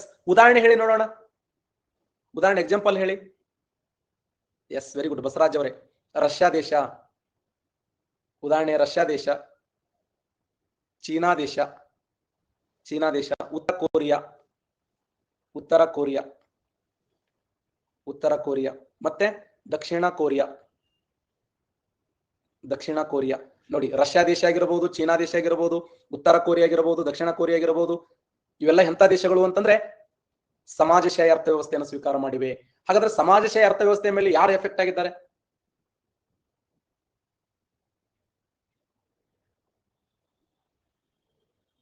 Karl Marx. Karl Marx. Karl Marx ಅನ್ನ ವಿಶೇಷ ಏನು ಅಂತಂದ್ರೆ, ಕಾರ್ಲ್ ಮಾರ್ಕ್ಸ್ ಅವರು ಹುಟ್ಟಿದ್ದು ಜರ್ಮನಿಯಲ್ಲಿ, ಬೆಳೆದಿದ್ದು ಇಂಗ್ಲೆಂಡದಲ್ಲಿ, ತಿರುಗಾಡಿದ್ದು ಅಮೆರಿಕದಲ್ಲಿ, ಸತ್ತಿದ್ದು ರಷ್ಯಾದಲ್ಲಿ. ಕಾರ್ಲ್ ಮಾರ್ಕ್ಸ್ ಹುಟ್ಟದಿದ್ದರೆ ರಷ್ಯಾ ಕ್ರಾಂತಿ ಆಗ್ತಿರ್ಲಿಲ್ಲ. ಜಗತ್ತಿನ ಅರ್ಧ ಪ್ರಪಂಚ ಅವರನ್ನ ದೇವರಂತ ಪೂಜೆ ಮಾಡಿದ್ರೆ ಇನ್ನ ಅರ್ಧ ಪ್ರಪಂಚ ದೇವ್ ಅಂತ ಪೂಜೆ ಮಾಡ್ತಾರೆ. ಅವ್ರ ಸಿದ್ಧಾಂತಗಳು ಎಷ್ಟು ಎಫೆಕ್ಟ್ ಆಗಿರ್ಬೋದು ವಿಚಾರ ಮಾಡಿ. ಅವ್ರ ಸಿದ್ಧಾಂತಗಳು ಎಷ್ಟರ ಮಟ್ಟಿಗೆ ಎಫೆಕ್ಟ್ ಆಗಿರ್ಬೋದು ವಿಚಾರ ಮಾಡಿ. ಅಲ್ಲ. ಸರಕು ಸೇವೆಗಳ ಉತ್ಪಾದನೆಯಲ್ಲಿ ಎಲ್ಲವೂ ಕೂಡ ಸರ್ಕಾರಮಯವಾಗಿರ್ತದ. ಅದಕ್ಕೆ ಇದನ್ನ ಏನ್ ಕರೀತಾರೆ ಅಂದ್ರೆ ಸಮಾಜಶಾಹಿ ಅರ್ಥವ್ಯವಸ್ಥೆ. ಎಲ್ಲವೂ ಉಚಿತವಾಗಿ ಕೊಡಬೇಕು ಅಂತ, ಎಲ್ಲವೂ ಉಚಿತವಾಗಿ ನೀಡಬೇಕು ಅನ್ನೋದು ಸಮಾಜಶಾಹಿಯ ಉದ್ದೇಶವಾಗಿದೆ. ನೋಡಿ, ಬಂಡವಾಳಶಾಹಿ ದುಡ್ಡು ಗಳಿಸೋದು, ಸಮಾಜಶಾಹಿ ಸಮಾಜ ಸೇವೆ ಮಾಡುವುದು. ಇವತ್ತು ಹೆಂಗ ನಮ್ಮ ಸಂವಿಧಾನದಲ್ಲಿ ರಾಜ್ಯ ನಿರ್ದೇಶಕ ತತ್ವಗಳು ಹೇಳ್ತದಲ್ಲ, ರಾಜ್ಯ ನೀತಿ ನಿರ್ದೇಶಕ ತತ್ವಗಳಲ್ಲಿ 41ನೇ ವಿಧಿ ಅಂಗವಿಕಲರು, ಶೋಷಣೆಗೊಳಗಾದವರು, ದೀನರು, ದಲಿತರನ್ನ ಉದ್ಧಾರ ಮಾಡಬೇಕು ಅಂತ. 42 ಸರ್ಕಾರಿ ಕೆಲಸ ಮಾಡುತ್ತಿರುವ ಹೆಣ್ಣು ಮಕ್ಕಳಿಗೆ, ಗರ್ಭಿಣಿ ಮಕ್ಕಳು ಕೆಲಸ ಮಾಡುತ್ತಿರುವ ಗರ್ಭಿಣಿ ಹೆಣ್ಣು ಮಕ್ಕಳಿಗೆ ಭತ್ಯೆಯನ್ನು ನೀಡಬೇಕು ಅಂತ ಹೇಳಿ. 43ನೇ ವಿಧಿ ಕಾರ್ಮಿಕರ ಕಲ್ಯಾಣದ ಬಗ್ಗೆ ಹೇಳ್ತದಲ್ಲ, ಆ ತರ ಇಡೀ ಪ್ರಪಂಚದಲ್ಲಿ ರಷ್ಯಾ, ಚೀನಾ, ಉತ್ತರ ಕೊರಿಯಾ, ದಕ್ಷಿಣ ಕೊರಿಯಾ ಅಲ್ಲಿ ಖಾಸಗಿಯವರಿಗೆ ಅವಕಾಶ ಇಲ್ಲ, ಸರ್ಕಾರಕ್ಕೆ ಅವಕಾಶ ಇದೆ. ಸರ್ಕಾರದವರೇ ಅಲ್ಲಿ ನಿಭಾಯಿಸ್ತಾರೆ. ಉದಾಹರಣೆ, ನಮ್ಮ ದೇಶದಲ್ಲಿ ಗೌರ್ಮೆಂಟ್ ಸ್ಕೂಲ್ಗಳದಾವ. ಗೌರ್ಮೆಂಟ್ ಸ್ಕೂಲ್ಗಳಲ್ಲಿ ಫ್ರೀ ಅಡ್ಮಿಷನ್ ತಗೋತಾರೆ, ಫ್ರೀ ಊಟ ಕೊಡ್ತಾರೆ, ಫ್ರೀ ಬಟ್ಟೆ ಕೊಡ್ತಾರೆ, ಫ್ರೀ ಶೂ ಕೊಡ್ತಾರೆ, ಫ್ರೀ ಆಗಿ ರಾಜ್ಯಾದ್ಯಂತ ಕರ್ಕೊಂಡು ಹೋಗ್ತಾರೆ, ಉಚಿತವಾದ ಕ್ವಾಲಿಟಿ ಶಿಕ್ಷಣ ಕೊಡ್ತಾರೆ. ಆದ್ರೆ ಸರ್ಕಾರ ಇಷ್ಟೆಲ್ಲ ನಮಗೆ ಕೊಡುಗೆ ಕೊಡ್ತದ. That is socialism. ಅದನ್ನ ನಾವು ಸಾಮಾಜಿಕ ಸೇವೆ, ಸಮಾಜವಾದಿ. ಸೈಕಲ್ ವಿತರಣೆ ಮಾಡ್ತಾರೆ, ಕಾಲಾಗ ಚಪ್ಪಲಿಲ್ಲ ಅಂತ ಹೇಳಿ ಕೊಟ್ರು, ಬ್ಯಾಗ್ ಕೊಟ್ರು. ಶ್ರೀಮಂತ ಮಕ್ಕಳು ಮತ್ತು ಬಡವ ಮಕ್ಕಳ ಮಧ್ಯದಲ್ಲಿ ಸಮವಸ್ತ್ರ ತೊಂದರೆ ಆಗ್ತದೆ. ಶ್ರೀಮಂತ ಮಕ್ಕಳು ಪ್ರತಿದಿನ ಒಂದೊಂದ್ ತರದ ಕಲರ್ ಬಟ್ಟೆ ಉಟ್ಕೊಂಡ್ ಬರ್ತಾರ, ಬಡ ಮಕ್ಕಳಿಗೆ ಆಗಲ್ಲ ಅಂತ ತಿಳ್ಕೊಂಡು. ಆ ಬಡ ಮಕ್ಕಳ ಮನಸ್ಸಿಗೆ ಖಿನ್ನತೆ ಒಳಗಾಗಬಾರದು, ನನ್ಗ ಹೊಸ ಬಟ್ಟೆ ಇಲ್ಲಲ್ಲಪ್ಪ ಅಂತೇಳಿ ಬಡ ಮಕ್ಕಳ ಮನಸ್ಸಿಗೆ ನೋವಾಗಬಾರದು ಅಂತೇಳಿ ವರ್ಷಕ್ಕೆ 2 ಜೊತೆ ಸಮವಸ್ತ್ರಗಳನ್ನು ಕೊಟ್ಟರು. ಅಲ್ಲಿ ಹಿಂದೂ, ಮುಸ್ಲಿಂ, ಜೈನ್, ಬೌದ್ಧ, ಸಿಖ್, ಮೇಲ್ವರ್ಗ, ಕೆಳವರ್ಗ ಅಂತೇಳಿ ಭಿನ್ನ ಭೇದ ಭಾವ ಬರಬಾರದು ಅಂತೇಳಿ ಮಕ್ಕಳು ನಾವೆಲ್ಲ ಒಂದು ಎಂಬ ಭಾವನೆ ಉದ್ದೇಶಕ್ಕಾಗಿ ಅವರಿಗೆ 2 ತರದ ಸಮವಸ್ತ್ರವನ್ನು ಕೊಟ್ಟರು. ಈ ತರ ಎಲ್ಲಿ ಇಲ್ಲಲ್ಲ ಸಿಸ್ಟಮ್. ನೀವು ಆಸ್ಪತ್ರೆಗೆ ಫೋನ್ ಮಾಡಿದ್ರೆ ನಿಮ್ಮ ಮನೆ ಮುಂದೆ 50 ಲಕ್ಷ ರೂಪಾಯಿ ವಾಹನ ಬಂದು ನಿಂದಿರುತ್ತೆ, ಆರೋಗ್ಯದ ಕಾಳಜಿಯನ್ನು ಮಾಡಬೇಕು ಅಂತ. 108 ಫೋನ್ ಮಾಡಿದ್ರಿ ಅಂತಂದ್ರೆ ನಿಮ್ಮ ಮನೆಯ ಮುಂದೆ ಬಂದು ವಾಹನ ನಿಲ್ತದೆ. ಯಾಕೆ? ಸಮಾಜಶಾಹಿ. ಹೌದಾ? ಸಮಾಜಶಾಹಿ ಉದ್ದೇಶ ಎಲ್ಲ ಅದರದ್ದು. ಹಾಗಾದ್ರೆ ಇವೆರಡರ ಸಮ್ಮಿಶ್ರಣವನ್ನು ಏನಂತ ಕರಿತೀವಿ ಅಂತಂದ್ರೆ, ಇವೆರಡರ ಸಮ್ಮಿಶ್ರಣವನ್ನ ಮಿಶ್ರ ಅರ್ಥವ್ಯವಸ್ಥೆ ಅಂತ ಕರಿತೀವಿ. ಇದನ್ನೇ ಮಿಕ್ಸ್ಡ್ ಎಕನಾಮಿ ಅಂತ ಕರೀತಾರೆ, ಮಿಶ್ರ ಅರ್ಥವ್ಯವಸ್ಥೆ. ಹಾಗಾದ್ರೆ ಮಿಶ್ರ ಅರ್ಥವ್ಯವಸ್ಥೆ ಅಂದ್ರೆ ಏನು? ಬಂಡವಾಳಶಾಹಿ ಪ್ಲಸ್ ಸಮಾಜಶಾಹಿ. ಬಂಡವಾಳಶಾಹಿ ಮತ್ತು ಸಮಾಜಶಾಹಿ ಇವೆರಡರ ಸಮ್ಮಿಶ್ರಣವನ್ನು ಏನಂತ ಕರೀತಾರೆ ಅಂದ್ರೆ ಮಿಕ್ಸ್ಡ್ ಎಕನಾಮಿ ಅಂತ ಕರೀತಾರೆ, ಮಿಶ್ರ ಅರ್ಥವ್ಯವಸ್ಥೆ. ಬಂಡವಾಳಶಾಹಿ ಅರ್ಥವ್ಯವಸ್ಥೆ ಮತ್ತು ಸಮಾಜಶಾಹಿ ಅರ್ಥವ್ಯವಸ್ಥೆ ಇವೆರಡರ ಒಂದು ಸಮ್ಮಿಶ್ರಣವನ್ನ ಮಿಶ್ರ ಅರ್ಥವ್ಯವಸ್ಥೆ ಅಂತ ಕರೀತಾರೆ. ಇಲ್ಲಿ ಪ್ರೈವೇಟ್ ಸ್ಕೂಲ್ಗಳು ಅದಾವೆ, ಗವರ್ಮೆಂಟ್ ಸ್ಕೂಲ್ಗಳು ಅದಾವೆ. ಹಾಗಾದ್ರೆ ಪ್ರಪಂಚದಲ್ಲಿ ಈ ಮಿಶ್ರ ಅರ್ಥವ್ಯವಸ್ಥೆಯನ್ನು ಸ್ವೀಕಾರ ಮಾಡಿದ ಮೊದಲ ದೇಶ ಯಾವುದು? ಎಕ್ಸಲೆಂಟ್. ಪ್ರಪಂಚದಲ್ಲಿ ಈ ಒಂದು ಮಿಶ್ರ ಅರ್ಥವ್ಯವಸ್ಥೆಯನ್ನು ಸ್ವೀಕಾರ ಮಾಡಿದ ಮೊದಲ ದೇಶ ಯಾವುದಂದ್ರೆ ಭಾರತ ದೇಶ, ಇಂಡಿಯಾ. ಭಾರತ ದೇಶ ಇದೆಯಲ್ಲ, ಇದನ್ನ ಮಿಶ್ರ ಅರ್ಥವ್ಯವಸ್ಥೆಯನ್ನು ಸ್ವೀಕಾರ ಮಾಡ್ತದೆ. ಯಾವ ಕಾಯ್ದೆ ಪ್ರಕಾರ ಅಂದ್ರೆ 1956ರ ಕಂಪನಿ ಕಾಯ್ದೆ ಅಂತ ಕರಿತೀವಿ. ಕಂಪನಿ ಕಾಯ್ದೆ 1956ರ ಕಂಪನಿ ಕಾಯ್ದೆ ಪ್ರಕಾರ ಭಾರತ ದೇಶ ಮಿಕ್ಸ್ಡ್ ಎಕನಾಮಿಯನ್ನು ಸ್ವೀಕಾರ ಮಾಡಿತು, ಮಿಶ್ರ ಅರ್ಥವ್ಯವಸ್ಥೆಯನ್ನು ಸ್ವೀಕಾರ ಮಾಡಿತು.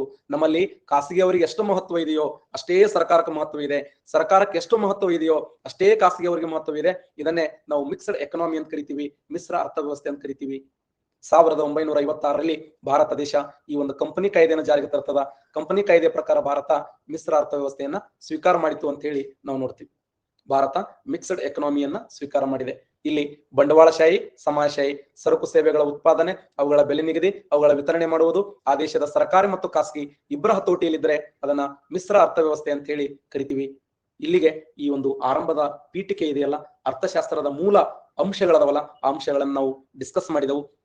ಉದಾಹರಣೆ ಭಾರತ ಆಗಿರಬಹುದು, ಇಲ್ಲಿ ಪಾಕಿಸ್ತಾನ ಆಗಿರಬಹುದು, ಬಹುತೇಕ ದೇಶಗಳು ತೃತೀಯ ಜಗತ್ತು ಅಂತ ಏನ್ ಕರೀತಾರಲ್ಲ, ಆ ತೃತೀಯ ಜಗತ್ತಿನ ದೇಶಗಳು ಇವೆಲ್ಲವುಗಳನ್ನ ಸ್ವೀಕಾರ ಮಾಡಿದ್ದಾವೆ. ಬಂಡವಾಳಶಾಹಿಗಳು ಶ್ರೀಮಂತರು ಬೆಳೀತಾ ಇದ್ದಾರೆ, ಇನ್ನು ಸಮಾಜಶಾಹಿಯಲ್ಲಿ ಕೇವಲ ಹಿಂದುಳಿದ ವರ್ಗದವರು ಉದ್ಧಾರ ಆಗ್ತಾ ಇದ್ದಾರೆ, ದೀನರು, ದಲಿತರು, ಶೋಷಣೆಗೊಳಗಾದವರು ಉದ್ಧಾರ ಆಗ್ತಾ ಇದ್ದಾರೆ. ಆದರೆ ಭಾರತದಂತ ದೇಶ ಏನ್ ವಿಚಾರ ಮಾಡಿತಂದ್ರ ನಮ್ ಕಡೆ ಶ್ರೀಮಂತರು ಅದಾರೆ, ಬಡವರು ಅದಾರೆ, ಯಾರನ್ನ ಉದ್ಧಾರ ಮಾಡಬೇಕು ಅಂತ ಹೇಳಿ ವಿಚಾರ ಮಾಡಿದಾಗ ಭಾರತ ಮಿಕ್ಸ್ಡ್ ಎಕನಾಮಿಯನ್ನ ಸ್ವೀಕಾರ ಮಾಡುವಂತ ಪ್ರಯತ್ನವನ್ನು ಮಾಡಿತ್ತು.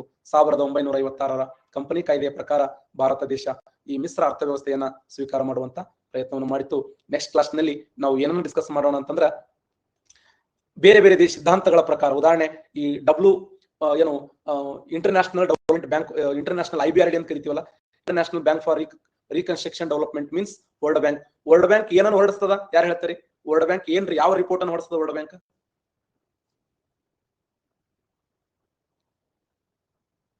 ಎಸ್, ವರ್ಲ್ಡ್ ಬ್ಯಾಂಕ್ ಯಾವ ರಿಪೋರ್ಟ್ ಅನ್ನು ಹೊರಡಿಸ್ತದ ಅಂದ್ರ ವರ್ಲ್ಡ್ ಡೆವಲಪ್ಮೆಂಟ್ ರಿಪೋರ್ಟ್ ಅನ್ನು ಹೊರಡಿಸ್ತದೆ, ವಿಶ್ವ ಅಭಿವೃದ್ಧಿಯ ವರದಿ ಅಂತ ಕರಿ.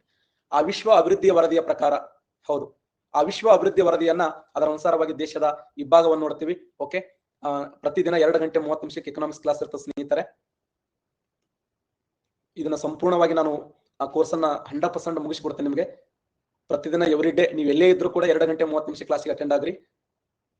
ಎವ್ರಿ ಡೇ ಪ್ರತಿದಿನ ಕೂಡ 2 ಗಂಟೆ 30 ನಿಮಿಷದಿಂದ 4 ಗಂಟೆವರೆಗೆ ನಾನು ಈ ಕ್ಲಾಸ್ ಅನ್ನು ತಗೊಂಡು ಸಂಪೂರ್ಣವಾಗಿ ಎಕನಾಮಿಕ್ಸ್ ಸಿಲೆಬಸ್ ಅನ್ನ ಮುಗಿಸಿಕೊಡುವಂತ ಪ್ರಯತ್ನ 100ಕ್ಕೆ 100ರಷ್ಟು ಮಾಡುವಂತ ಪ್ರಯತ್ನವನ್ನು ಮಾಡ್ತೀನಿ. ಪ್ರತಿದಿನ ಕ್ಲಾಸ್ ತಗೊಂಡಿರ್ತೀನಿ. ಕ್ಲಾಸ್ ಇಲ್ಲದೆ ಇರುವ ಸಮಯದಲ್ಲಿ ನಿಮ್ಗೆ ಅಡ್ವಾನ್ಸ್ ಮಾಹಿತಿ ಕೊಟ್ಟಿರ್ತೀನಿ, ಕ್ಲಾಸ್ ಇಲ್ಲ ಅಂತ ಹೇಳಿ. ಓಕೆನಾ?